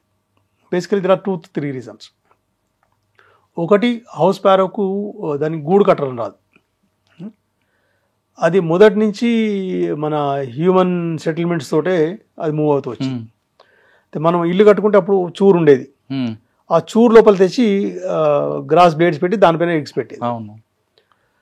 బట్ ఓవర్ ది టైం ఏమైందంటే ఆ చూరు పెట్టే జాగా మనం విడిచిపెట్టట్లేదు. హౌస్ కన్స్ట్రక్షన్ స్టైల్ మారింది మనది చేపట్టి. అక్కడి నుంచి ఒకటి పలాయనం చెందినాయి. ఒకటి. 2 ఏమైంది, మీరు అన్నట్టు కదా సాఫ్ట్ ఇన్సెక్ట్స్. సాఫ్ట్ ఇన్సెక్ట్స్ కావాలంటే ముఖ్యంగా ఏవైతే హ్యూమన్ సెటిల్మెంట్స్తో పాటు ఆవులు గేదెలు ఉండేవి, వాటి పేడ ఉండేది. ఆ పేడ అయిన తర్వాత దాంట్లో సాఫ్ట్ ఇన్సెక్ట్స్ వచ్చేది. లేదా మన ఇంట్లో పాలకూర అట్లాంటి మనం చిన్న చిన్న అంటే హోమ్ గార్డెన్స్ ఉండేవి, మనకు కిచెన్ గార్డెన్స్ ఉండేవి. దాంట్లోపల పాలకూర చెట్ల కింద గ్రీన్ అవి వచ్చేటి, వాటి ఫీడ్ చేసేటి. ఇప్పుడు ఆ 2 అయిపోయినాయి. ఇప్పుడు మనకు పాలు అంటే పాల ప్యాకెట్, గేదెలు కాదు. ఎందుకంటే ఒకసారి ఇప్పుడు ఎవరిని అడిగితే వాడు అంటే బియ్యం ఎక్కడి నుంచి వస్తుంది అంటే సూపర్ మార్కెట్ రేషన్ షాప్ నుంచి అట్లా అయిపోయింది అనమాట. వచ్చేబట్టి జనరల్ ఎవరు అంటే నేను 3 ఏరియాస్ చెప్తాను అనమాట. ఒకటి rural, urban and urban. Rural లోపల మీకు ఇప్పటికి కూడా ఊరపిచ్చుకలు కనబడతాయి. అక్కడ గేదెలు ఉన్నాయి, ఆవులు ఉన్నాయి, వాటికి వచ్చే పేడ ఉంది, లేదా గ్రీనరీ ఉంది, అక్కడ ఉన్న పచ్చడి కూరగాయ చెట్లు, వాటి నుంచి వచ్చే క్రిములతోటి వాటిని వాటి పిల్లలకి పెట్టి వాటిని పోషించగలుగుతాయి. కాబట్టి అక్కడ మనకు కనబడతాయి. ప్లస్ ఇప్పుడు కూడా హౌస్ కన్స్ట్రక్షన్ స్టైల్ ఏదైతుందో ఓల్డ్ స్టైల్ ఉంది. ఓల్డ్ స్టైల్ లేకపోయినా కూడా ఈ ఫుడ్ దానికి సఫిషియెంట్గా దొరికితే ఈవెన్ మన ఈ హోల్డర్ కప్స్ ఉంటాయి కదా, హోల్డర్ కప్స్లో కూడా అది నెస్టింగ్ చేస్తుంది. అక్కడి నుంచి రర్బన్ అంటారు, రూరల్ అండ్ అర్బన్ మిక్స్. అక్కడ కూడా మీకు దగ్గర లోపల గేదెలు అవి కనబడతాయి కాబట్టి అక్కడ కూడా మనకు కనబడతాయి. దెన్ కమింగ్ టు అర్బన్, అక్కడ దీని అసలు ఫుడ్ మిస్ అవుతుంది. వాటి నెస్టింగ్ చేసిన తర్వాత వచ్చే వాటి ఎగ్స్ హ్యాచ్లింగ్స్ ఏవైతే వస్తాయో వాటికి ఫుడ్ ఇక్కడ మిస్ అవుతుంది అర్బన్ లోపల. అది చేయబట్టి you are not finding any house sparrows in pure urban areas. అది అట్లా అయిపోయి మెల్లమెల్లగా క్షీణించడం అవుతుంది. Plus urban area, urban style of living పెరుగుతూ పోతుంది.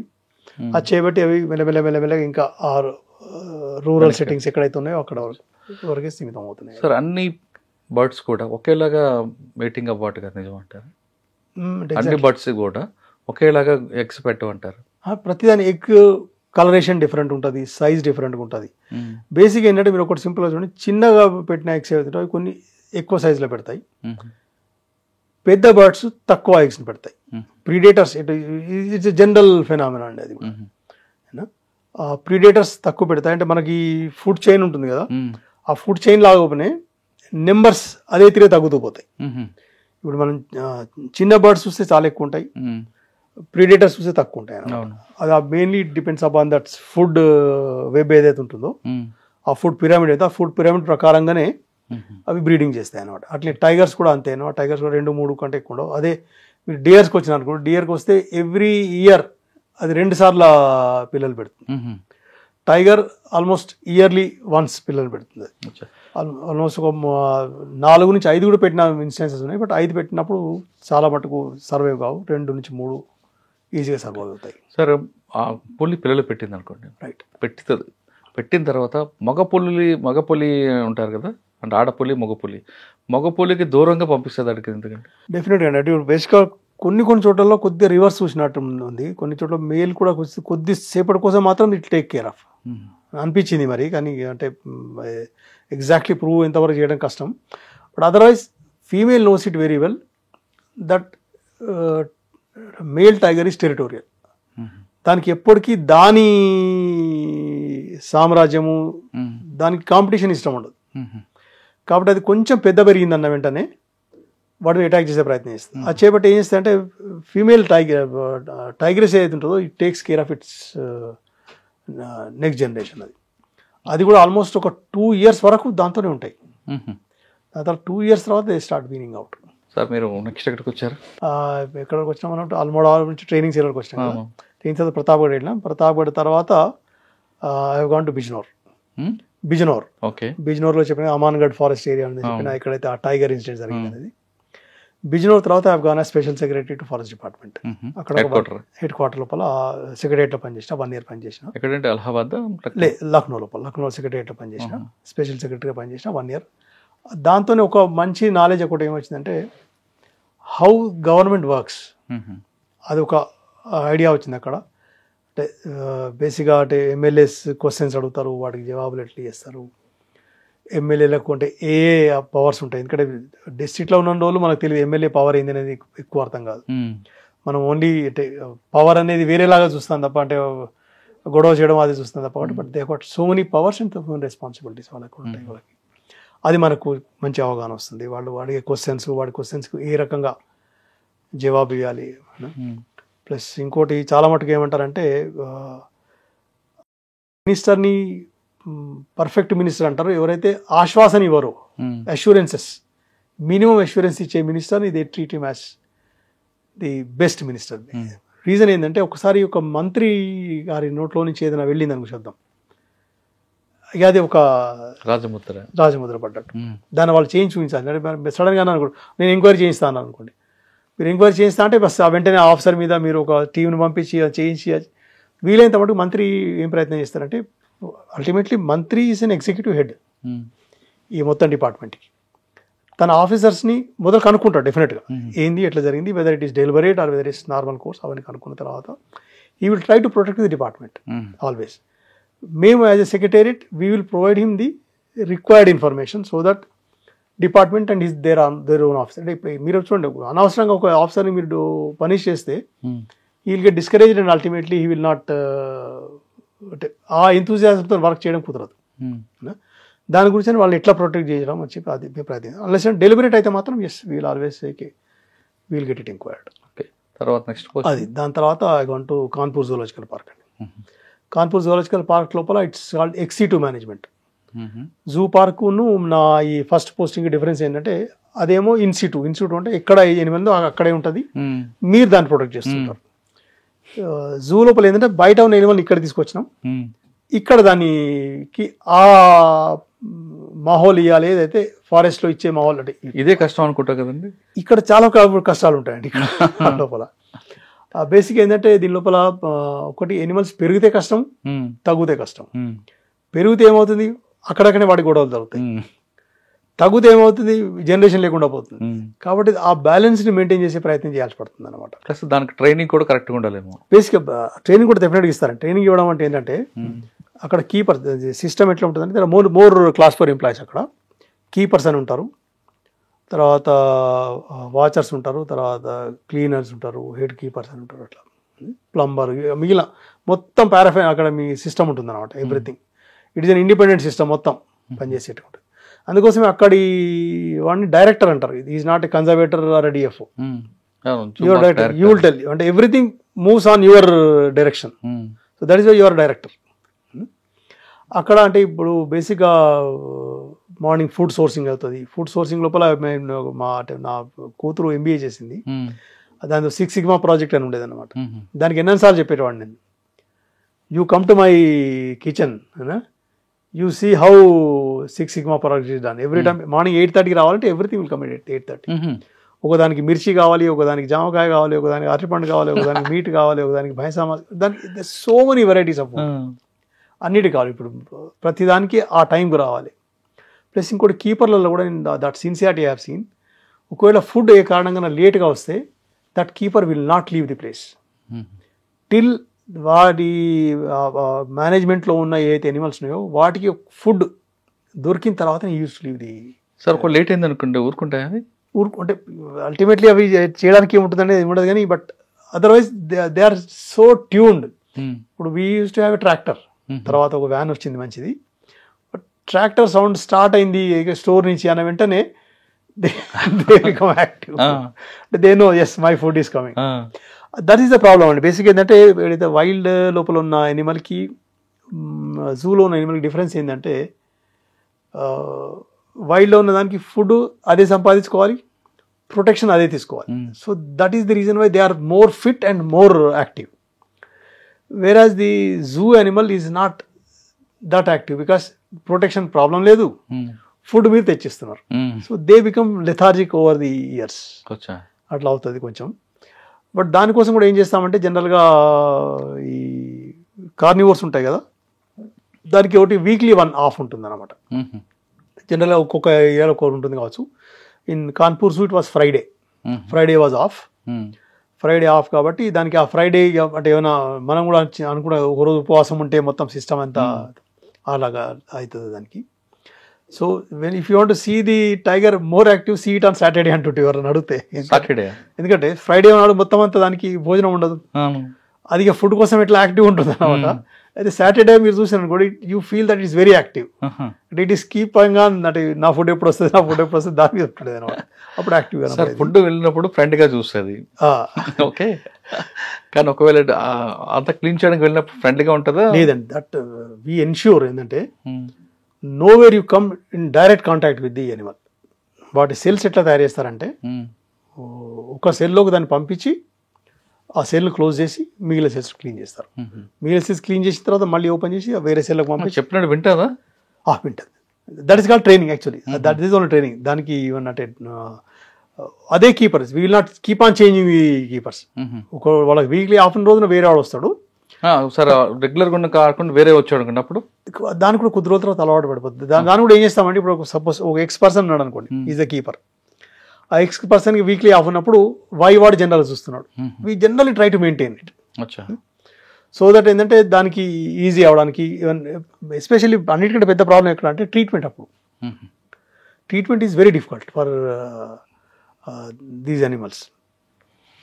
దాన్ని ఏమంటే యాంటీ ప్రిడేటరీ బిహేవియర్ అంటారు అనమాట. యాంటీ ప్రిడేటరీ బిహేవియర్ అంటే మీరు ట్రీట్మెంట్ చేయడానికి వెళ్ళిన అంతసేపు మన దాని మెయిన్ సింపుల్గా తెలిసేది ఏంటంటే అది చెప్పదు మనకు. కాబట్టి ఎప్పుడు కనుక్కుంటామంటే దాని ఫుడ్ ఇంటేక్ ఉంది, ఆ ఫుడ్ ఇంటేక్ సరిగ్గా తీసుకోవట్లేదు, then he will ring the alarm bell. ఎవరు? మన keeper rings the alarm bell. Sir ఆజ్ నహీ ఖాయా అంటే it means that there is something problem. అప్పుడు వీ స్టార్ట్ డిఫరెంట్ ప్రోటోకాల్స్. అయితే they know the doctor so well. ఎవరైనా పోనీ కలిసి నార్మల్గా కూర్చుంటుంది, but the moment doctor enters అది ఎట్లా చూపిస్తుంది అంటే that's called anti predatory behaviour. అది అంటే ఇంగ్లీష్ ఇస్తాడా భయం? అంటే అది ఆ బిహేవియర్ చూస్తాం. అప్పుడు అనుకుంటారు మా డాక్టర్ రాగానే యాక్టివ్ అయిపోయింది చూడేదని. చాలా సార్లు డాక్టర్స్ ఎట్లా అంటే వెనకాల చేతులు పెట్టుకొని నడుస్తారు అనమాట, ఇంజక్షన్ కనబడకుండా. అది కొన్ని చూస్తే చాలా మంచిగా అనిపిస్తుంది అనమాట. నేను చాలా వాళ్ళు అనేవాడు అనమాట. సార్ ఇటువంటి పన్ను అంతా కూడా ఎవరు ఎక్కువగా టైగర్లు చేస్తారా, ఎలిఫెంట్ చేస్తారా, అన్ని చేస్తారు? Every Animal anti predatory behaviour అనేది అంటారు అనమాట. అది ఏంటంటే బికాస్ దాని జీన్స్ లోపల ఉంటుందేమో, అది it has to live in the forest, wild area ఉండాలి. అది వీక్ ఉన్నట్టు కనబడింది అనుకోండి, దాన్ని ప్రిడేటర్ వచ్చి దాన్ని తినేస్తుంది. కాబట్టి దానికి ఎట్లా కనిపించాలంటే లేదే నేను పర్ఫెక్ట్ ఆ రకంగా చేస్తాయి అన్నమాట.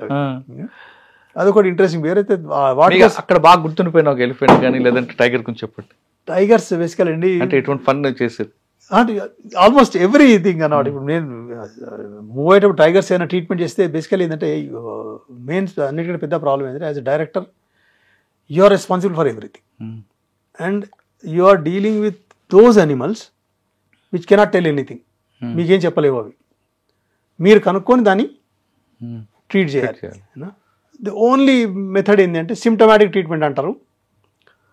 ఫుడ్ తినలేదు అంటే టెంపరేచర్ ఉందో లేకపోతే ఫుడ్ అయితే దానికి కావాల్సిన అన్నీ ఇవ్వాల్సి పడుతుంది అనమాట. మీరు దానికి పెన్సిలిన్ ఇస్తారు, తర్వాత డీవార్మింగ్ ఇస్తారు, అన్నీ ఇస్తారు అనమాట. ఏది క్లిక్ అయితే అది క్లిక్ అవుతుంది. దాని తర్వాత కొన్నిసార్లు అంటే ఎనిమల్స్ డెత్ అయినప్పుడు you are at the receiving and always because the press and other thing they become very active and ఆ రోజున it will be very big challenge for you. మీకు ఎప్పుడు తెలిసింది, ఎప్పుడు ట్రీటేషన్, ఇవన్నీ ఉంటాయి. ఇది is a very big problem. మీకు ఎప్పుడు తెలుస్తుంది అంటే అదే చెప్తున్నా అండి, zoo it is very challenging job. Animal చెప్తాను కదా యాంటీ ప్రిడేటరీ బిహేవియర్ చేయబట్టి దానికి తల వీధికి వచ్చేంత వరకు అది చెప్పదు మనకు. అది ఇవాళ తినలేదు అంటే దాని తల మీదకి వచ్చినట్టే లెక్క. దాని ట్రీట్మెంట్ స్టార్ట్ చేసినాం, ట్రీట్మెంట్ ఓకే అయింది, బాగుంది. ట్రీట్మెంట్ దానికి సరిపోలేదు, ఇంకేదైనా కావాలి, అంత లోపల సంథింగ్ మిషాప్ విల్ హ్యాపెన్. అప్పుడు మీకు అటాక్ ఉంటుంది. ఇక దానికి అప్పుడు ఉంటుంది అన్నమాట. ప్రెస్ వస్తే మీకు ఎప్పుడు తెలిసింది. సో ఒకటి పైన మీ ఆఫీసర్లు కూడా అడుగుతుంటారు. Ultimately it's difficult, it's a very challenge. Sir కొన్ని ఒక మేల్ ఫిమేల్ ఉన్నాయని కపుల్ అండి రైట్ అక్కడ ఎలిఫెంట్స్ కానీ ఏదన్నా ఒకటి చనిపోయింది అనుకుంటే దాని ఫీలింగ్స్ ఉంటాయి అక్కడ? Definitely sir. నేను ఒకసారి ఎస్పెషల్లీ నిమళ్ళని చూసినాను సార్. ఆల్మోస్ట్ అది ఎక్కడైతే చనిపోయి ఉండినో దాని పక్కనే కూర్చున్నది. ఆల్మోస్ట్ అంటే స్టాఫ్ వచ్చి దాన్ని క్లీన్ చేసి తీసేంత టైం ఉంటుంది కదా, అంతవరకు ఉంది. దాన్ని తీసేసిన తర్వాత కూడా అది సేమ్ స్పాట్ లోపల ఆల్మోస్ట్ ఒక 3-4 days వరకు sat on the same spot. తర్వాత నార్మల్ అయింది, కానీ బట్ అప్పుడు అనిపించింది అనమాట. అంటే ఒక ఫీలింగ్ మనకే ఉండదు, even they will have the same feeling. వాటి పేరు ఏదైతే ఉంటుందో they will have the same feeling. Sir zoo director తర్వాత ఎక్కడికి వచ్చారండి? జూ డైరెక్టర్ తర్వాత ఇక్కడికి అలహాబాద్ కన్జర్వేటర్కి వచ్చినాను. నెక్స్ట్ ఎక్కడికి వచ్చాను? జూ పోస్టింగ్ తర్వాత అలహాబాద్ అక్కడ కన్జర్వేటర్ లాగా వచ్చిన అక్కడికి నేను. దాని కింద ఒక 4 districts ఉండేటివి. ప్రతాప్గఢ్ మొదట్లో పనిచేసిన ఉంది, ఆ ఏరియా ఉండింది. అలహాబాద్ ప్రాపర్ ఉండింది, పక్కన districts ఉన్నాయి అన్నమాట. ఇది ఏంటంటే you are a controlling officer basically. DFO వరకు ఏంటంటే you are direct executive at the district level, వాళ్ళకి ఆ ప్రెషర్ ఉంటుంది. Here as a controlling officer you will guide them, your direction division. ఇక్కడి నుంచి అక్కడ పనిచేసిన జరిగింది. మెయిన్లీ దీని తర్వాత గ్రాడ్యువల్గా ఏమైందంటే ప్లాంటేషన్ యాక్టివిటీస్ మీద ఎంఫసిస్ బాగా ఎక్కువ జరిగింది. ఓకే. ఈవెన్ మన వచ్చే రెగ్యులర్ చీఫ్ మినిస్టర్స్ కూడా they use to announce 25 crore saplings, 30 crore saplings అట్లా వచ్చేది. అది ఒక పెద్ద యాక్టివిటీ కింద, టాస్క్ కింద వచ్చేది. దానికోసం ఏరియాస్ని డెవలప్ చేయడం, ఏరియాస్ని తీసుకోవడం, వాటిని ప్లాంటేషన్ చేయడం. తర్వాత కొన్నిసార్లు టార్గెట్స్ ఎట్లా అయిపోయినాయంటే 1 day లోపల యూ హ్యావ్ టు కంప్లీట్. దానికోసం ఇంకా పెద్ద ఎత్తున లేబర్ని అవన్నీ చేయడం. అదొక పెద్ద టాస్క్ అయ్యేది అన్నమాట. అది ఆ టాస్క్ కూడా పూర్తి చేయడం జరిగింది అక్కడ. దట్ వాస్ ఆ వైజ్గా plantation has become a big challenge. Nurseries ఆ లెవెల్లో గ్రో చేయండి, because 25 crore saplings in the state అంటే 80 divisions లో డిస్ట్రిక్ట్ డివైడ్ చేస్తారు. ఇక్కడ కూడా తెలంగాణలో కూడా సార్ ప్రతి విలేజ్ కి ఒక నర్సరీ పెట్టారు, అక్కడ కూడా పెట్టారా? అక్కడ విలేజ్ నర్సరీ లాగా లేకుండా ఇక మొత్తం ఫారెస్ట్ డిపార్ట్మెంట్ యూస్ లేదు. కాకపోతే దానిలో కొంచెం టార్గెట్ మేము అంటే మిగిలిన డిపార్ట్మెంట్స్ వాళ్ళకు కూడా ఇచ్చేవాళ్ళం. వాళ్ళకు కావాల్సిన సాప్లింగ్స్ కూడా మేమే ఇచ్చేవాళ్ళం. కాబట్టి నర్సరీ అనేది మొత్తం కంప్లీట్గా డిపార్ట్మెంట్ పైనే ఆధారపడింది అది. అట్లా చేసి we use to do the plantations. చాలా మటుకు అంటే సక్సెస్ఫుల్గా చేసే ప్రయత్నం చేసేవాళ్ళం. అంటే కాకపోతే ఆ ఎత్తున జరిగిన తర్వాత ఆ లెవెల్ సక్సెస్ కష్టం అవుతుంది. But we use to take such areas, అట్లాంటి ఏరియాస్ చూసేవాళ్ళం ఎక్కడైతే సక్సెస్ అవుతుందో అట్లాంటివి. That was a big challenge. Sir ఆ ప్రోగ్రాంలో కొన్ని స్టేట్లో మెటీరియల్ తక్కువ ఉంటుంది, పబ్లిసిటీ ఎక్కువ ఉంటుందండి. అక్కడ కూడా అలాగే చేసేవారు అంటే మనం తెలంగాణ చెప్పినట్టుగా చారానా కోటి బారాణ మసాలా అట్లా అనడం కష్టం సార్. ఎందుకంటే బేసిక్గా there are so many levels of monitoring. UP లోపల ఎస్పెషల్లీ చూసినాం, the system of monitoring is very serious అక్కడ. బికాస్ ప్లాంటింగ్ అయిన వెంటనే ఒకటి ఫస్ట్ మనల్ని అడుగుతారు అనమాట. As a conservator you get inter divisional cross check. అంటే మీ దగ్గర ఏమో కానీ కొన్ని స్టేట్లలో టార్గెట్ ఇచ్చారు కదండి, ప్రైవేట్ ల్యాండ్లో కూడా మొక్కలు వేయడం, ఫోటోలు దిగడం, తర్వాత ఇది చెప్పడం కష్టం సార్. అంటే బేసికలీ చాలా పెద్ద ఎత్తున జరిగినప్పుడు ఇప్పుడు కొన్ని డిపార్ట్మెంట్స్ టార్గెట్ ఇచ్చింది. ఫారెస్ట్ డిపార్ట్మెంట్ ఏంటంటే ఈవెన్ ఫస్ట్ ఇయర్ అంటే అయిన వెంటనే క్రాస్ చెకింగ్ ఉంటుంది, దాని తర్వాత 1 year తర్వాత క్రాస్ చెకింగ్ ఉంటుంది, దాని తర్వాత 3 years తర్వాత క్రాస్ చెకింగ్ ఉంటుంది. 3 levels క్రాస్ చెకింగ్ ఉంటుంది. మా దగ్గర ఒక పర్సంటేజ్ డిసైడ్ చేశారు అనమాట over the years. First year తర్వాత 90% ఇంత ఉండాలి, సెకండ్ ఇయర్ తర్వాత అంటే థర్డ్ ఇయర్ తర్వాత ఇంత ఉండాలి, 60% ఉండాలి. అట్లా the percentages have been fixed. So అది లేకుంటే మాత్రం you will become responsible. And ప్రతి దానికి you should be in a position to explain what happened there and which is beyond your control. ఇప్పుడు ఈజ్ అండర్ మీరు చేసిన టాస్క్ అకౌంటబుల్ అండి, accountable and especially forest department was accountable. Other departments were not that. అంటే దానికి auditing కూడా ఉంటుందా? Yes, every time. అందుకే చెప్పిన ఫస్ట్ ఇయర్ తర్వాత ఉంటుంది, 0 year లోపల ఉంటుంది. 0 year లోపల ఇమీడియట్లీ ప్లాంటింగ్ అయిన తర్వాత we get it inter departmental, inter divisional. మా ఇప్పుడు నేను అలహాబాద్ కన్జర్వేటర్ అయితే అక్కడ 4 divisions ఉంటే ఈ డివిజన్ ఇంకో డివిజన్ పోతుంది, ఆ డివిజన్ ఇంకో డివిజన్ పోతుంది. వాళ్ళు పోయి క్రాస్ చెక్ చేసి వస్తారు, క్రాస్ చెకింగ్ చేసి వస్తారు వాళ్ళు. ఒకటి ఫస్ట్ లెవెల్ అది. దాని తర్వాత 1 year తర్వాత మళ్ళీ ఒకటి మానిటరింగ్ వింగ్ ఉంది మాది. మానిటరింగ్ వింగ్ వచ్చి వాళ్ళు అంటే శాంపిలింగ్ ఉంటుంది, వాళ్ళు మొత్తం 100% చేయరు, దే శాంపుల్ ఇట్. అంటే అక్కడి నుంచే వాళ్ళు లిస్ట్ తయారు చేస్తారు, ఆ శాంపిల్స్కి వచ్చి వాళ్ళు చెక్ చేస్తారు. దీని తర్వాత 3 years తర్వాత మళ్ళీ శాంపిల్ బేసిస్ మళ్ళీ చెక్ చేస్తారు అనమాట. సో ఆ వైజ్గా బాగానే అంటే జరిగేది. అయినా కూడా ఫెయిల్యూర్స్ ఉంటాయని చాలా చోట్ల ఉంటాయి సార్. సార్ తర్వాత ఎక్కడికి వచ్చారు? అలహాబాద్ తర్వాత become chief conservator wild life western zone అనమాట. దీని లోపల once again just like Allahabad conservator అంటే చీఫ్ కన్జర్వేటర్ని కానీ కింద కొన్ని ఫారెస్ట్ డివిజన్స్ ఉండేది, వైల్డ్ లైఫ్ డివిజన్స్ ఉండేది. దాని లోపల చాలా మటుకు వైల్డ్ లైఫ్ శాంక్చురీస్ ఉండేవి. అనే ఫస్ట్ పోస్టింగ్ చేసిన కైమూర్ శాంక్చురీ కూడా అందులోనే వచ్చేది. ఛాలెంజెస్ ఎక్కడ ఉండేది అంటే చంబల్ ఉంది, చంబల్ లోయ, అక్కడ illegal sand mining the problem ఉండేది. దాన్ని కంట్రోల్ చేయడానికి కోసం. సరే, అంతా డ్రై ల్యాండ్ కదండి ఇక్కడ చేసేవారు? డ్రై ల్యాండ్ అంటే బేసిక్స్ అంటే ఇప్పుడు ఈ మేము ప్లాంట్స్ ఏవైతే పెడతామో లాంగ్ రూటెడ్ ప్లాంట్స్ అక్కడ పెట్టేవి, ఏవైతే అంటే మినిమం వాటర్ రిక్వైర్మెంట్ ఉంటుంది. ఇప్పుడు బబుల్ ఉందనుకోండి, బబుల్కి మినిమం వాటర్ రిక్వైర్మెంట్ ఉంటుంది.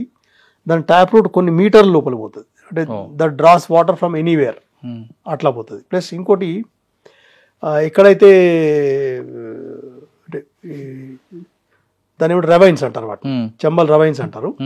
ఆ చంబల్ రవైన్స్ లోపల మొత్తం డ్రై ఏరియాస్ అనమాట. అంటే హిల్స్కు రవైన్స్కి డిఫరెన్స్ ఏంటంటే హిల్స్ నేల నుంచి పైకి ఉంటాయి, రవైన్స్ నేల నుంచి కిందికి ఉంటాయి. అవి కూడా మనకి హిల్స్ లాగానే కనబడతాయి. బట్ నీళ్లు వచ్చి కోసి తయారైనవి మొత్తం అవి కూడా హిల్స్ లాగా తయారైతాయి అవి. బట్ గ్రౌండ్ లెవెల్ నుంచి లోపలికి ఉంటాయి, అంటే నది మట్టం మధ్యలో ఉంటాయి అన్నమాట. అక్కడ కూడా ప్లాంటింగ్ చేస్తాం. అక్కడ చేసే స్టైల్ ఏంటంటే వీల్ డిగ్ ఏ ట్రెంచ్. సో ఆ ట్రెంచ్లో నీళ్ళు ఆగుతాయి, ఆ ట్రెంచ్ పైన సీడ్ సోయింగ్ చేస్తాం.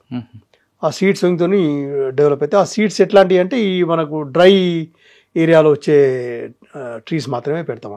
ప్లస్ కొన్ని లోకల్ ట్రీస్ పెడతాం. అట్లా మంచిగానే ఉంది. మీకు ఒకసారి ఎప్పుడైనా ఏదైనా వీడియో మీకు పంపిస్తాను. చెంబల్ రవైన్ సూపర్ ఎట్లాంటి ప్లాంటేషన్స్ ఉంటాయి అనేది. సార్ మీ దగ్గర డ్రై ఏరియాలో ఇప్పుడు తెలంగాణ కానీ లేదా ఆంధ్రప్రదేశ్లో ఒక చెట్లు వచ్చాయండి, క్రాస్ నర్సరీ, కొలంబస్ ఏదో అనుకుంటారు, అది కార్పోస్ ఏదో ఉంది, కోలియోకార్పస్. కోలియోకార్పస్ అవి పెడుతుంటారా? కోలియోకార్పస్ ఇప్పటివరకు బాగా అక్కడ పెట్టలేదు ఇంకా. సార్ దానివల్ల గాలి రాదు, ఆ చెట్టు మీద ఒక పక్షి వాలదు, దానివల్ల ఏం నష్టం, ప్రజలకు ఏం లాభం అండి? అంటే అందం కనిపిస్తుంది ఒకటే కానీ ఒక కాయ కాయదు, ఒక పువ్వు పూయదు, దానివల్ల పక్షులు రావు. పక్షులు వస్తాయి కదా దానికి ఎకో సిస్టమ్, అక్కడ ఏం కాయదు కాబట్టి పక్షులు రావు. ప్లస్ దాని వేర్లు కూడా కింద వరకు వెళ్తాయి, చుట్టుపక్కల ఫ్లాట్స్ అన్నిటికి ఇబ్బంది అంటారు, వాస్తవం? ఒక్క చిన్న ప్రశ్న అండి, తొందరగా పెరిగే చెట్టు కావాలా స్లోగా పెరిగే చెట్టు కావాలా? స్లోగా పెరిగే చెట్టే నేచురల్గా ఉంటుంది. మీరు నేను తొందరగా పెరిగే చెట్టు అంటున్నాను. ఎందుకు అంటే బేసిక్గా మన పొల్యూషన్ లెవెల్స్ ఏంది ఇప్పుడు చాలా పెరిగినాయి. What is pollution? Mainly carbon dioxide, nitrous oxide మిగిలిన, కానీ mostly it is carbon dioxide. మనకు ఉన్న సోర్స్ ఏంటి? కార్బన్ డైఆక్సైడ్ని ఆక్సిజన్ కన్వర్ట్ చేసే సోర్స్ ఏంటి? అంటే ఎంత తొందరగా కార్బన్ డైఆక్సైడ్ తీసుకుంటే ఎంత తొందరగా ఆక్సిజన్ విడిచిపెడితే అంత మంచిది మనకు. సింప్లీ, వేరే ఇంకేం లేదు. చాలా మటుకు యూకలిప్టస్ని చాలామంది క్రిటిసైజ్ చేస్తారు. బేసిక్గా యూకలిప్టస్కి ఎట్లా అంటే బేసిక్గా అల్టిమేట్లీ ఆ ట్రంక్ ఏదైతుందో, ఆ వుడ్ ఏదైతుందో సెల్యులోజ్. సెల్యులోజ్ అంటే కార్బన్, ఆక్సిజన్, హైడ్రోజన్. వాటర్ ఎక్కువ తీసుకుంటుంది, కార్బన్ డైఆక్సైడ్ కూడా ఎక్కువ తీసుకుంటుంది. అంటే ఏంటంటే మనం పొల్యూషన్ మిటిగేట్ చేసే లోపల యూకలిప్టస్ రోల్, అంటే fast growing tree role, just like conocarpus, fast growing tree role చాలా ఎక్కువ ఉంటుంది compare to slow growing tree. అందుకోసమని సిటీస్ లోపల అవుతుందో డెఫినెట్గా ఫాస్ట్ గ్రోయింగ్ ట్రీస్నే వాడితే మంచిది. కాకపోతే ఎస్, దాంతో ఉన్న హెల్త్ హజార్డ్స్ వాటిని చేపట్టి మనం you can mix the trees, అది చేయవచ్చు డెఫినెట్గా. ఇక్కడ సిటీ లోపల ఉన్న మెయిన్ ప్రాబ్లం ఏంటంటే అల్టిమేట్లీ పొల్యూషన్ని రెడ్యూస్ చేసే ప్రాబ్లం ఒకటి. ఇంకోటి చాలాసార్లు డివైడర్స్ మీద ఏం ప్రయత్నం చేస్తారంటే మిగిలిన ట్రాఫిక్ డిస్టర్బెన్స్ కాకుండా ఉండేట్టుగా ఉండే ట్రీస్, సో దట్ ఎందుకంటే అందుకోసం ఆ స్ట్రైట్గా వెళ్ళే ట్రీస్ పెట్టడానికి కారణం అదే అనుకుంటా. ట్రాఫిక్ ఎక్కువ పెంచడం వల్ల లాభం నష్టం అంటారా? డిఫరెంట్ పొల్యూషన్ పాయింట్ ఆఫ్ వ్యూస్తో చూస్తే డెఫినెట్లీ లాభం. ఓకే, మనం బర్డ్స్ అవన్నీ అనుకుంటున్నాం కాబట్టి ఎస్, ఒక బర్డ్ పాయింట్ ఆఫ్ వ్యూతో చూస్తే డెఫినెట్లీ కుదరకపోవచ్చు. బట్ బర్డ్స్ కోసం కూడా you can have an alternate arrangement. మీకు పార్క్స్ డెవలప్ చేయండి, డిఫరెంట్ ప్లేసెస్ డెవలప్ చేయండి. ఎందుకంటే ఒక సింగిల్ ప్లేస్ లోపల, ఒక మీడియం లోపల బర్డ్స్ కోసం పెట్టి పెద్ద లాభం కూడా ఉండకపోవచ్చు. బికాస్ అంటే మీరు చెప్తున్నట్లుగా పొల్యూషన్ కంట్రోల్ చేయడానికి మీరు చెప్పిన చెట్టు బెస్ట్ అంటారు, కానీ ఆ చెట్టు వేర్లు కింద వరకు వెళ్ళిపోతాయి, అది అపార్ట్మెంట్ అంతా డిస్టర్బ్ అవుతుంది అంటుంటారు. It's once again it's very tough question sir. ఎందుకంటే whatever slow growing tree we are telling దాని గురించి. ఇప్పుడు రావి చెట్టు, ప్రతి ఒక్కళ్ళు మనకు చిన్నప్పటి నుంచి తెలుసుకున్నది ఏంటంటే రావి చెట్టు ఉండవద్దు ఇంటి దగ్గర, వాస్తు వాళ్ళు కూడా అంటారు అందంట. కాకపోతే చాలా మంచిది, విష్ణు దాని మీద ఉంటాడు, త్రిమూర్తులు దాని మీద ఉంటారు, అవన్నీ ఉన్నా కూడా ఇంటి దగ్గర ఉండకూడదు. ఎందుకంటే దాని వేర్లు చాలా లోతుగా పోతాయి, దూరంగా పోతాయి.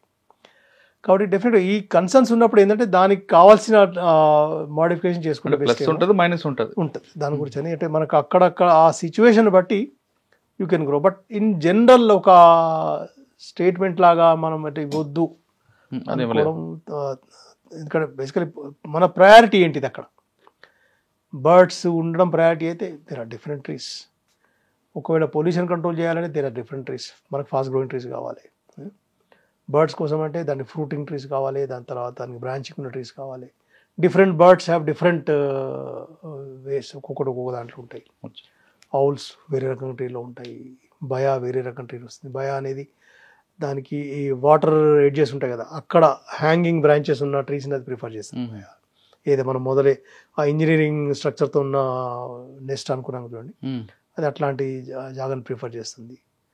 తర్వాత ఇవి మన స్టార్క్స్ ఉంటే పెద్ద ట్రీస్ మీద వాటి పుల్లలు పెట్టి చేస్తుంది. ఈవెన్ ఈగిల్స్ అట్లాంటివి కూడా పెద్ద పెద్ద ట్రీస్ మీద they put there platforms. So ప్రతి ఒక్కదాని హ్యాబిటాట్ రిక్వైర్మెంట్స్ డిఫరెంట్గా ఉంటాయి. కాబట్టి మన ప్రయారిటీ సిటీ లోపల ఏంటి దాని గురించి, మనకు పొల్యూషన్, దాని గురించి ముఖ్యంగా నాకు అనిపించింది మాత్రం పొల్యూషన్. ముఖ్యంగా పొల్యూషన్ అన్నప్పుడు ఎక్కువ లీవ్స్ ఉన్నది, ఎక్కువ మాస్ని యాడ్ చేసేది. Trees more better. So last ఎక్కడికి వచ్చారండి? అలహాబాద్ తర్వాత ఇక్కడికి కాన్పూర్లో వైల్డ్ లైఫ్ వెస్టర్న్ రీజన్కి వచ్చిన. అక్కడ చెంబల్ ఏరియాస్ కొన్ని ఉండేది. తర్వాత ఇక్కడ ఇది కైమూర్ అని చెప్పి నేను ఫస్ట్ డివిజన్ అక్కడ, అది కూడా నా అండర్లో ఉండేది. అక్కడ వెళ్ళినప్పుడు మాత్రం చాలా బాగా నాస్టాలజిక్ ఫీల్ అయ్యేటువంటి నేను. ఇక్కడ నా చాలా ఫస్ట్ పోస్టింగ్. అప్పుడు రాసిన నా నోట్స్ అన్నీ అంటే ఆఫీస్ ఇన్స్పెక్షన్ ఉంటుంది మాకు. ఆఫీస్ ఇన్స్పెక్షన్కి వెళ్ళినప్పుడు ఆ పాత యాది తెచ్చుకొని అవి తీసుకొని వాళ్ళకి మళ్ళీ చెప్పేవాళ్ళం. అప్పుడు కొత్తగా వచ్చిన డిఎఫ్ఓ వాళ్ళకి చెప్పేవాళ్ళం అన్నమాట. నేను అప్పుడు ఇట్లాంటివి చేసేవాడిని, నీకు నచ్చితే నువ్వు కూడా ఇట్లాంటివి చేయవచ్చు అవి చెప్పేవాళ్ళం.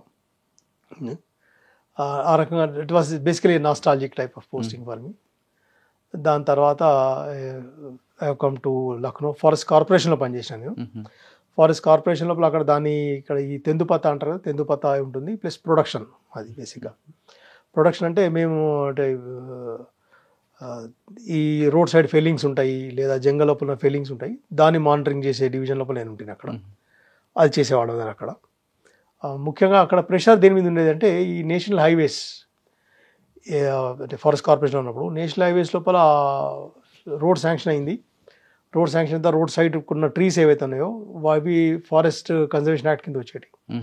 వాటిది ఫారెస్ట్ డిపార్ట్మెంట్ నుంచి మొత్తం డీల్ అయిన తర్వాత కట్ చేసే బాధ్యత మా మీద ఉండేది అన్నమాట. చాలాసార్లు ఈ ప్రెషర్ చాలా ఫీల్ అయ్యేవాళ్ళం. ఒక్కొక్కసారి ఈవెన్ డిప్యూటీ సీఎం లెవెల్ లోపల కూడా దాన్ని మానిటరింగ్ జరిగేది. దాని శాంక్షనే వచ్చి ఉండదు, ట్రీ ఎందుకు ఫెయిల్ కాలేదని చెప్పి ప్రెషర్ ఉండేది. ఒక్కొక్కసారి సడన్గా పోగానే డిప్యూటీ సీఎం లెవెల్ నుంచి అడిగేవాళ్ళు, ఆ ఫలానా రోడ్ ఎందుకు క్లియర్ చేయలేదు మీరు ఇంకా అని. మా లిస్ట్లో చూస్తే దాని పేరే ఉండేది కాదు. బాబు ఇది ఏమైందిరా బాబు, క్లరికల్ మిస్టేకా ఏదా, దాన్ని చూసుకోవడానికి కూడా టైం ఉండేది కాదు. అతి కష్టం మీద వాళ్ళని రిక్వెస్ట్ చేసేవాళ్ళం, సార్ మరి వాళ్ళ రేపటి వరకు చెప్పొచ్చా అంటే కోపానికి వచ్చేవాళ్ళు. ఎందుకంటే డెవలప్మెంట్ ఈజ్ ప్రయారిటీ, వాళ్ళ రేపు చాలా మటుకు డెవలప్మెంట్ ఈజ్ ప్రయారిటీ. కాబట్టి దాన్ని వచ్చి మళ్ళీ వెరిఫై చేసుకొని మళ్ళీ ఆ డివిజన్తో మాట్లాడి ఇది ఎందుకు కాలేదు అంటే ఫైనల్గా తెలిసేది ఏంటంటే దాని ఇంతమంది శాంక్షనే కాలేదు సార్, ఇంకా ట్రీ ఫెయిల్ ఎట్లా చేస్తాం. దాన్ని మళ్ళీ నెక్స్ట్ డే డిప్యూటీ సీఎం ఆఫీస్కి దాన్ని ఆ ఇన్ఫర్మేషన్ ఇచ్చేవాళ్ళం. ఎవరు డిప్యూటీ సీఎం అప్పుడు? మౌర్య గారు ఉండేవారు. మౌర్య గారు మెయిన్ సీఎం గారు యోగి గారు. ఎలాగుంటుంది అనేది ఫంక్షన్ మాకు తెలిసిన చాలా బాగుంటుంది సార్. ఇది ఫారెస్ట్ దానిపల యాక్టివిటీస్లో కూడా చాలా మటుకు ఆయన పార్టిసిపేట్ చేస్తారు. యోగి గారు కానివ్వండి, అంతకుముందు అఖిలేష్ యాదవ్ గారు కానివ్వండి, ఫారెస్ట్రీ యాక్టివిటీస్లో చాలా పార్టిసిపేట్ చేస్తారు. బేసిక్గా యోగి గారి ఫాదర్ కూడా ఈ was in the forest department, range officer లాగా పనిచేసినారు. కాబట్టి నా అదృష్టం అనుకోవచ్చు, దాని బాధ్యత అనుకోవచ్చు. నేను లక్నోగా చీఫ్గా జాయిన్ అయిన వెంటనే ఒక 3 days తర్వాతనే సీఎంది ఫస్ట్ ప్రోగ్రామ్ ఆర్గనైజ్ చేయడం జరిగింది. సీఎం ప్రోగ్రామ్ ఆర్గనైజ్ చేయడం కూడా చాలా పెద్ద బాధ్యత అండి, చాలా పెద్ద బాధ్యత. సో 2021లో మీరు రిటైర్మెంట్? 2021 రిటైర్. అప్పుడు పీసీసీ ఆఫ్ రిటైర్. ఇక్కడ అలహాబాద్ అండి? లేదండి, నేను ఇక్కడ ఆగ్రా నుంచి రిటైర్ అయ్యాను. ఆగ్రా నుంచి. ఎందుకంటే అక్కడ ఎడిషనల్ పీసీఎఫ్ అని ఒక పోస్ట్ ఉండేది, మాకు ప్రమోషన్స్ ఇచ్చినారు. కాకపోతే ఇంకా పైన ఇంకో 5 రిటైర్ కాలేదు. వాళ్ళు రిటైర్ అయితే వాళ్ళ కోసం వెయిట్ చేస్తున్నాను. ఆ వెయిటింగ్ టైం లోపల నేను రిటైర్ అయినా. అక్కడ ప్రమోషన్స్ ఆల్రెడీ అయిపోయినాయి. ఆగ్రాలో ఎంతకాలం ఉన్నారండి? ఆగ్రాలో 2 years ఉన్నాను అక్కడ. అవునండి, 2 years. తాజ్మహల్ అంత బాగా ఎంజాయ్ చేస్తారు? Definite sir. అదే నేను అంటే నా ఫస్ట్ అక్కడ జాయిన్ అయిన వెంటనే రిటైర్మెంట్ నాది. అక్కడ కూడా మళ్ళీ నాస్టాలజిక్ అని నా ప్రొబేషన్ ఏదైతే ఉందో ఏటా అనే డిస్ట్రిక్ట్ ఉంది, అది ఆ ఏరియాలో వచ్చేది. అంటే నేను ఒక కంప్లీట్ సర్కిల్ తిరిగి వాపస్ వచ్చిన. ఏటా అనే డివిజన్ ఉండేది, ఆ ఏటా డివిజన్ ఆగ్రా సర్కిల్లో వచ్చేది. ఇప్పుడు ఆగ్రా సర్కిల్ని మళ్ళీ డివైడ్ చేస్తూ పోతే 2 circles చేశారు. దాని మీద ఒక ఎడిషనల్ పీసీఎఫ్ పోస్ట్ చేశారు. ఆ పోస్ట్లో నేను ఉంటుంది. ముఖ్యంగా అక్కడ బెస్ట్ పాయింట్ ఏంటంటే ఫారెస్ట్ యాక్టివిటీస్ అయితే ఉండేటివి. అన్నిటికంటే బెస్ట్ యాక్టివిటీ ఏంటంటే ఎడిషనల్ పీసీఎఫ్ రెసిడెన్స్ ఏది ఉందో ఆ రెసిడెన్స్ నుంచి 300 meterల లోపలనే తాజ్మహల్ ఉండేది. దాన్ని మొత్తం ఆల్మోస్ట్ అక్కడ జాయిన్ అయిన తర్వాత నేను తాజ్మహల్ ఫోటోగ్రఫీని మార్నింగ్, మధ్యాహ్నం, ఈవినింగ్, సన్ రైజ్, సన్సెట్. ఇప్పుడు వైట్ తాజ్మహల్ ఒకటి ఉంటుంది, మధ్య river back side eastern part లో ఉండేవాళ్ళు. రెడ్ కలర్ ఒకటి తాజ్మహల్ ఉంటుంది, అదే రెడ్ కలర్ తాజ్మహల్. వెనుక బ్లాక్ అనేవాళ్ళు, బ్లాక్ మన కనబడుతుంది, ప్లాట్ఫామ్ కనబడుతుంది. అది యమునాకు టువర్డ్ సిటీ సైడ్ ఉండేవాళ్ళం. సిటీ సైడ్ లోపల east part, west part. East part లోపల మేము ఉండేవాళ్ళం. ఈస్ట్ పార్ట్ మొత్తం అంతా రిజర్వ్ ఫారెస్ట్ ఏరియా, అది అక్కడ ఉండేవాళ్ళం మేము. అది మొత్తం అంతా కంప్లీట్ గ్రీన్ చేసినారు దాన్ని. రెసిడెన్స్ కూడా జస్ట్ రెసిడెన్స్ నుంచి ఇట్లా పక్కనే కనపడుతుంది. సెక్యూరిటీ జోన్ కాబట్టి ఏ వెహికల్ కూడా లోపల రావడానికి వీల్లేదు. మనది కూడా ప్రతి ఒక్క వెహికల్ మీద అది సింబల్ ఉంటుంది, దాని ప్రకారం వాళ్ళనే అలౌ చేస్తారు లోపల. అట్లా దాన్ని మాత్రం నేను అంటే I think I have thoroughly enjoyed my photography with 50mm lens.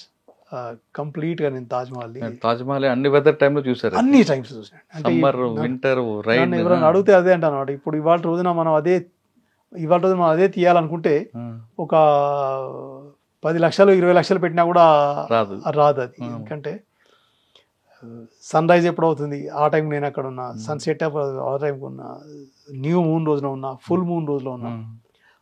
So many different photographs అది తీసిన. రిటైర్ అయిన తర్వాత ఏం చేస్తున్నారు? రిటైర్ అయిన తర్వాత అంటే బేసిక్గా రెగ్యులర్గా జాబ్ చేయాలని ఇంట్రెస్ట్ లేదండి నాకు. సో 1-2 ఆఫర్స్ వస్తే కూడా నేను అంటే పొలైట్గా సెట్ విన్నాడు. ఎందుకంటే కాకపోతే ఇప్పుడు ప్రస్తుతం NBA నేషనల్ బయోడైవర్సిటీ అథారిటీ ఉంది. వాళ్ళు దే హ్యావ్ సర్టన్ కమిటీస్. ఒక కమిటీకి నేను చైర్మన్గా ఉన్నాను ఇప్పుడు అక్కడ. బేసికలీ వాళ్ళు బయాలజికల్ రిసోర్సెస్ ఉన్నాయి, బయోడైవర్సిటీ యాక్ట్ ప్రకారంగా ఎవరైతే బయాలజికల్ రిసోర్సెస్ వాడతారో అక్కడ ఎవరైతే వాటిని కన్జర్వ్ చేస్తున్నారో వాళ్ళకి దీనిలో వచ్చిన బెనిఫిట్స్ని వాళ్ళకి కొంచెం రీప్ చేయాల్సి పడుతుంది. సో అయితే బయాలజికల్ రిసోర్స్ ఇది అవుతుందా కాదా అది డిసైడ్ చేసే దానికోసం ఒక కమిటీ తయారు చేసినారు. దాని లోపల చాలామంది సైంటిస్టులు ఉన్నారు. ఇక్కడ మన అక్కడ రీజనల్ రీసెర్చ్ ల్యాబొరేటరీస్ ఉన్నాయి కదా, మన అక్కడి నుంచి ఉన్నారు, CCMB నుంచి ఉన్నారు, పూణే నుంచి NCL పూణే నుంచి ఉన్నారు, అక్కడ చెన్నై యూనివర్సిటీ నుంచి ప్రొఫెసర్స్ ఉన్నారు. అదొక కమిటీ ఉంది, దానికి నేను చైర్మన్ని.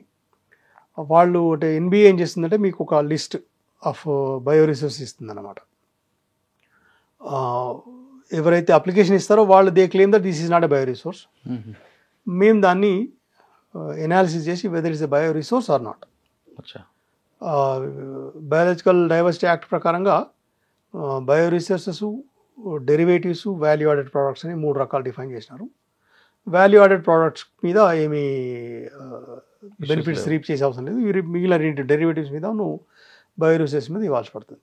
మేము వాటిని డిసైడ్ చేసి చెప్తా ఉన్నాం. అంటే ఎందుకు VIP వాల్యూ యాడెడ్ ప్రోడక్ట్, ఎందుకు డెరివేటివ్, ఎందుకు బయాలజికల్ రిసోర్స్, దాన్ని డిసైడ్ చేసి చెప్తాం. ప్రస్తుతం అదొకటి చేస్తున్నాం దాన్ని. సార్ మీరు జంగిల్ నుండి కాంక్రీట్ జంగిల్కి వచ్చారు, బాధ అనిపిస్తుందా? సార్ ఇక్కడి నుంచి కూడా నేను అంటే I try to escape from this concrete jungle always. ఇంకా బేసికలీ ఇప్పుడు ఈ మధ్యలో నేను స్టార్ట్ చేసిన రకంగా అంటే ఇక్కడ ఉన్న వెట్లాండ్స్ ఉన్నాయి, చాలా వెట్లాండ్స్ ఉన్నాయి. ప్రతి ఒక్క వెట్లాండ్కి వెళ్ళే ప్రయత్నం చేస్తున్నాను నేను. అంటే ఇప్పుడు ప్రస్తుతం నేషనల్ హైవే 65 ఉంది మంది, ఏదో బాంబే వెళ్ళే రూట్ ఉందో ఆ రూట్ లోపల వచ్చే ఒక్కొక్క వెట్లాండ్ దగ్గరికి వెళ్తున్నాను అనమాట. వెళ్ళి నా ఫస్ట్ ఇంప్రెషన్స్ ఏంది, ఐఎమ్ ట్రైంగ్ టు రికార్డ్. మొత్తం దాన్ని థరోగా రీసెర్చ్ చేసే టైం దొరకలేదు. బట్ ఇవాళ దీనికి వెళ్తున్నాను, నెక్స్ట్ ఒక 2-3 days ఇంకో దానికి వెళ్ళి అక్కడ ఏమేమి బర్డ్స్ కనబడ్డాయి, ఏం బర్డ్స్ కనబడట్లేదు నాకు అక్కడ కనబడ రీసెర్చ్. అది research it's my first opinion అంతే, అట్లా చేస్తున్నాను అనమాట. చూద్దాం దాంతో ఏమవుతుందో నాకు. It's a without any aim and goal. Okay, I'm simply going and observing. Photography hobby ఎట్లా కాబట్టి అట్లా టైం పాస్ జర్నీ చేస్తారని ఆల్మోస్ట్ ఆల్టర్నేట్ డే చేస్తున్నాను. ఓకే, మీరు పక్షుల మీద తిరుగుతున్నారు కానీ మీకు పొద్దున లెగ్గానే పిచ్చుకల సౌండ్తో లేచే మీరు ఇక్కడ కారు హార్న్తో లెగాల్సి వస్తుంది కదా? ఇట్స్ డిఫికల్ట్ అండి, ఎందుకంటే ఇట్స్ ఎయిదర్ వే అండి. ఒకటి I have come home coming, నాకు అది రిటైర్మెంట్ తర్వాత even that happiness is there for me. Definitely అంటే సిటీస్ ఒక రకంగా సిటీ లైఫ్కి అలవాటు కూడా పడిపోయినాం అనుకుంటా. ఐ నాట్ నో, మళ్ళీ విలేజ్ పోయి ఉండడం ఉంటుంది కాబట్టి. కానీ కాకపోతే ఏజ్ వస్తున్నా కొద్దిగా హెల్త్ ప్రాబ్లమ్స్ కానీ ఏది కానీ అది చేయబట్టి ఏమనిపిస్తుంది అంటే somewhere near some medical facility ఉంటే బాగుంటుంది అనిపిస్తుంది. బట్ దీని నుంచి ఎస్కేప్ అయ్యే రూట్ మాత్రం ఐ హ్యావ్ సర్చ్డ్ అండి. ఇప్పుడు ఇక్కడ మన తెలంగాణ లోపల there are about 400+ బర్డ్స్ ఉన్నాయి. ఇక్కడికి వచ్చినప్పటి నుంచి ఆల్మోస్ట్ 181 బర్డ్స్ ఇంత మట్టుకు నేను చూసారు, తెలంగాణలో చూసినాను. అదర్వైజ్ ఇండియాలో చూసుకుంటే 1300 బర్డ్స్ ఉంటాయి, ఆల్మోస్ట్ 523. సార్ 430 అంటున్నారు తెలంగాణ, 130 మీరు చూసారు. మిగతావి అంటే అదే ప్రయత్నంలో ఉన్నాను అన్నమాట. ప్రయత్నంలో ఉన్నారా లేదా అవి కనుమరుగైపోయి అంటారా? లేదు, కనుమరు కాలేదు. అంటే ఇప్పుడు డిఫరెంట్ హ్యాబిటాట్స్ ఉన్నాయి మన దగ్గర. తెలంగాణ ఈజ్ ఆల్సో బ్లెస్డ్ అండి, చాలా ఇట్స్ బ్లెస్డ్ ఏరియా. మీకు హిల్స్ ఉన్నాయి, తర్వాత వ్యాలీస్ లాగా ఉన్నాయి, రివర్ సిస్టమ్స్ ఉన్నాయి, వెట్లాండ్స్ ఉన్నాయి, నల్లమల రీజెస్ ఉన్నాయి, ఫారెస్ట్ ఉన్నది, వెస్టర్న్ ఘాట్స్ కంటిన్యూషన్ మీ దగ్గర ఉంది ఇంకా. అట్లా ఇవన్నీ చేయబట్టి ఇప్పుడు బేసిక్ ఏంటంటే బర్డ్స్ మీరు ఒక డిఫరెంట్ ఏరియా కొంచెం డిఫరెంట్ హ్యాబిటాట్ పోయిన అనుకోండి ఇంకో బర్డ్ కనబడుతుంది, కొంచెం డిఫరెంట్ హ్యాబిటాట్ ఇంకో బర్డ్ కనబడుతుంది మనకు. అట్లా ఎన్ని హ్యాబిటాట్స్ మనం కవర్ చేసుకుంటూ పోతే అన్ని కనబడుతూ పోతాయి. అంటే మీరు తెలంగాణలో చూసిన దాంట్లో ఎక్కువ ఏ ప్రాంతం నల్లమల్లి ఉందంటారా, లేదంటే కవ్వాల్ టైగర్లో ఉందా, లేదంటే కిన్నెరసానిలో ఉందా, ఎక్కడ కనిపిస్తుంటుంది ఎక్కువ? ప్రతి చోట ఒక డిఫరెంట్ నిష్ ఉంటుందండి దానికి. అక్కడ ఇప్పుడు తెలంగాణలో డిఎఫ్ఓలు అందరూ కూడా కాంపిటీషన్ అయిపోయారండి. టూరిజం డెవలప్మెంట్ మీద ఎక్కువ ప్రయారిటీ ఇస్తున్నారు. నల్లమల డిఎఫ్ గారు ఒక ప్రాజెక్ట్ తీసుకున్నారు, అదేవిధంగా ఖమ్మం ఒక ప్రాజెక్టు, ములుగు ఒక ప్రాజెక్టు, కవ్వాల్ టైగర్స్, కిన్నెరసాని, వీళ్ళు టూరిజం డెవలప్ చేస్తూ చేసుకెళ్తున్నారు. అంటే మీరు కానీ అన్ని ప్రాంతాలు తిరిగి ఈ ప్రాంతంలో ఈ బర్డ్స్ ఉంటాయంటే అక్కడ బర్డ్స్ వాక్ పెట్టడానికి కూడా వాళ్ళు సిద్ధంగా ఉన్నారు. దెర్ ఇస్ నో ఏరియా ఎక్కడైతే బర్డ్ కనబడదు.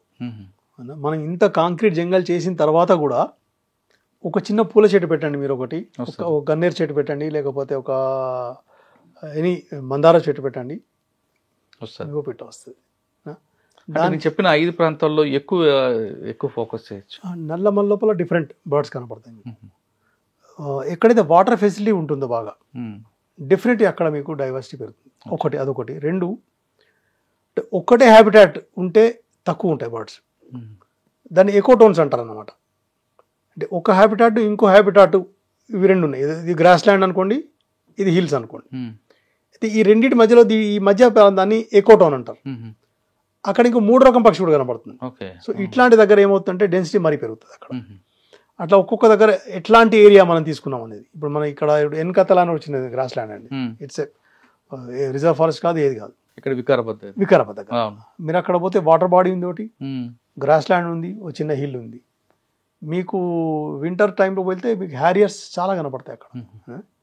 ఇట్స్ ఇప్పుడు బర్డర్స్ ప్యారడైజ్ అనమాట. అట్లా వికారాబాద్ దగ్గర ఇక్కడ చిన్న ఒకటి లేక్ ఉందండి, ఇక్కడ కిస్టాడిపేట్ లేక్ అని ఉంది. అవును, మొదట్లో అమీన్పూర్ లేక్ లోపల ఇది వచ్చేది, ఫ్లెమింగో వచ్చేది. నేను అదే మొదట్లో మీకు చెప్తూ అదే అన్నా కదా. ఇప్పుడు దాన్ని డెప్త్ పెంచిన తర్వాత ఏమైంది, ఫ్లెమింగోస్ అక్కడ రావడం బంద్ చేసినాయి. ఇప్పుడు కిస్టాడిపేట్ లేక్ వస్తుంది. డైలీ ఎవ్రీ ఇయర్ ఒక లోన్ ఫ్లెమింగో వస్తుంది అక్కడికి. మేబీ ప్రాబబ్లీ దాని క్యారింగ్ కెపాసిటీకి అది అంతే సరిపోతుంది కాబట్టి ఒకటే వస్తుందేమో. But that is a ideal wetland. ఇప్పుడు వెట్లాండ్ పెద్దగా ఉండాల్సిన అవసరం లేదు. It should follow hydrological cycle. Kistadipeta ఇక్కడ మన పటాన్ చెరువు దగ్గర పోయిన తర్వాత రైట్ సైడ్కి పోతే దాని మన ఓఆర్ఆర్ ఆనుకొని ఉంది అన్నమాట. అది నాకు అదొక ఫేవరెట్ స్పాట్. అది దాని మధ్య మధ్యలో వెళ్తుంటాను. దాని కొంచెం దూరం ముత్తంగి చెరువు అని ఉందండి, చిన్న చెరువే అది. మధ్యలో డెవలప్మెంట్ కోసం మనీ శాంక్షన్ అయిందంటే ఫోటోగ్రఫీ చేస్తే అక్కడ సర్పంచ్ కనబడ్డాను. ఆయనతో అదే రిక్వెస్ట్ చేసిన నేను. అంటే నాకు పరిచయం లేదు, నేను ఫస్ట్ టైం పోయినా, నేను ఎవరూ కూడా ఆయనతో చెప్పలేదు. ఆయనతో అదే రిక్వెస్ట్ చేసిన ఏంటంటే, మీరు డెవలప్ చేసేప్పుడు అక్కడ కొంత అది ఉంది, వాటర్ హ్యాసింత్ ఉంది, కొంత ఏరియా లోపల నేటివ్ హైడ్రోఫైట్స్ ఉన్నాయి. దాంతో అదే రిక్వెస్ట్ చేశాను అనమాట, ఈ వాటర్ హ్యాసింత్ తీసేయండి, అది మురికి నీళ్ళ వల్ల వాటర్ హ్యాసింత్ వస్తుంది అక్కడ, దాన్ని కంట్రోల్ చేసుకొని ఆ వాటర్ ఎక్కడికైనా డైవర్ట్ చేయండి, మిగిలింది మాత్రం న్యాచురల్ ఉంచండి, ఒక్కసారి దాన్ని డీపెన్ చేసే ప్రయత్నం చేయకండి అని చెప్పి వచ్చిన. అది ఆయన ఎంతవరకు దాన్ని ఫాలో అవుతారో తెలియదు అని. కాకపోతే చిన్న చెరువు అని చాలా మంచిగా అనిపించింది. I could find jacanas. ఇప్పుడు ఇంకొక వేరే చెరువుకి వెళ్ళినా, ఇక్కడ మన పాషమైలారం లేక్ అని ఉంది, అందులో నాకు జకానాస్ కనబడలేదు. దాని తర్వాత రుద్రారం చెరువుకి వెళ్ళినా, అక్కడ నాకు కూడా జకానాస్ కనబడలేదు. అదే ముత్తంగి చెరువులో కనబడ్డాయి. అంటే దానికి కావాల్సిన ఫ్లోటింగ్ హైడ్రోఫైట్స్ ఉన్నాయి అక్కడ, అది చేయబట్టి అవి ఉన్నాయి. అంటే మనకు కొంచెం హ్యాబిటాట్ చేంజ్ అయిందంటే బర్డ్ చేంజ్ అవుతుంది, డిఫరెంట్ బర్డ్ వస్తుంది అక్కడ. అట్లా అనమాట. Basically habitat is very important. Sir ఫైనల్గా చెప్పండి, ఈ డిపార్ట్మెంట్లో రావాలనుకున్న వాళ్ళకి మీరు ఇచ్చే మెసేజ్ ఏంటంటే, అంటే ప్రకృతి ప్రేమికులు రావచ్చా, లేదా ఎవరైనా రావచ్చా? రావడం ఎవరైనా రావచ్చు, బట్ కనీసం వచ్చిన తర్వాత ప్రకృతి దాని, బికాస్ మీ పైన ఎంత పెద్ద రెస్పాన్సిబిలిటీ ఉందంటే, entire world is going in one direction, development. And any development has some deleterious effect on environment, some or other. ఇప్పుడు ఒక ఇల్లు కడుతున్నాం అంటేనే ఓ చెట్టు ఏదో కొట్టాల్సి పడుతుంది. సో అట్లాంటి టైం లోపల మీరు దాని ఒక ఒక హెడ్ లాగా వెళ్తున్నారు, ఒక ముఖ్యాలాగా వెళ్తున్నారు కాబట్టి first you develop that empathy for those wild animals and the trees, greenery, then you act up on everything. Because generally నేను చాలా చోట్ల మేము చూసింది ఏంటంటే everybody treats us as a villain రకంగా. ఎందుకంటే అక్కడ రోడ్ పోవాలి, వీసే నో, ఇంకేదో కావాలి, we say no, for everything no is the first answer for us. So చాలామంది అంటారు if at all you are becoming very much impediment then you will become irrelevant. ఒప్పుకుంటా, డెఫినెట్గా ఒప్పుకుంటా, అది కూడా డెవలప్మెంట్ కూడా కావాలి. కాకపోతే how to balance in a better way. Let us not become impediment to everything, but within that how best you can do it, how best you can perform. దాని ఒక రూట్ తీసి అయితే దాని ఎన్విరాన్మెంట్ ఎట్లా లాభం జరుగుతుంది, డెవలప్మెంట్ కూడా కానివ్వండి, ఆ లైన్లో పోతే బెస్ట్ ఏమో అంతే. బికాజ్ అదర్వైజ్ డెఫినెట్లీ ప్రతి ఒక్కడు డెవలప్మెంట్ అంటున్నప్పుడు మనం ప్రతిదానికి నో అంటే you probably at the end of one day you will become irrelevant. ప్రకృతి ప్రేమించే వాళ్ళందరూ కూడా ఖచ్చితంగా ఈ డిపార్ట్మెంట్ రండి అంటున్నారు కొల్లి ప్రవీణ్ గారు. ఆయన మంచిర్యాల జిల్లాలో పుట్టి ఉత్తరప్రదేశ్ రాష్ట్రంలో ప్రతి అడవిని చూశారు. ఆయన ప్రత్యేకంగా చెప్పాలంటే పక్షుల మీద ఆయనకి విపరీతం ప్రేమ ఉంది. రిటైర్ అయిన తర్వాత కూడా కొన్ని చెరువులకు వెళ్ళడం, అక్కడ ఉన్న పక్షుల ఫోటో తన కెమెరాలో బంధించడం అనేది ఒక ప్రత్యేక హ్యాపీ తీసుకున్నారు. అటవీ శాఖ అనేది ఎంత చక్కగా ఉంటుందంటే మీరందరూ కూడా ప్రకృతి ప్రేమించడం కాదు, వేరే డిపార్ట్మెంట్ వాళ్ళు ఆ ప్రకృతి ప్రేమించాలంటే వాళ్ళ సొంత డబ్బులతో ఖర్చు పెట్టారు. కానీ ఈ డిపార్ట్మెంట్లో సర్వీసే కాదు, మీరు కూడా ఎంజాయ్ చేయొచ్చు, మీరు కూడా ఎనర్జీ పొందాలంటే ఖచ్చితంగా ఫారెస్ట్ డిపార్ట్మెంటే అంటున్నారు కొల్లి ప్రవీణ్ గారు. ఖచ్చితంగా మీరందరూ కూడా ఫారెస్ట్ డిపార్ట్మెంట్ రండి, సర్వీస్ చేయండి, భావి తరాలకు మంచి ఆక్సిజన్తో పాటు ఇవ్వండి అంటూ కొల్లి ప్రవీణ్ గారు చెప్తున్నారు. ఇది కొల్లి ప్రవీణ్ గారితో ఎక్స్క్లూజివ్ ఇంటర్వ్యూ. వచ్చే వారం మరొక ఇష్టం మళ్ళీ కలుద్దాం. త్వరగా నమస్తే. Thank you sir, thank you very much. Thank you.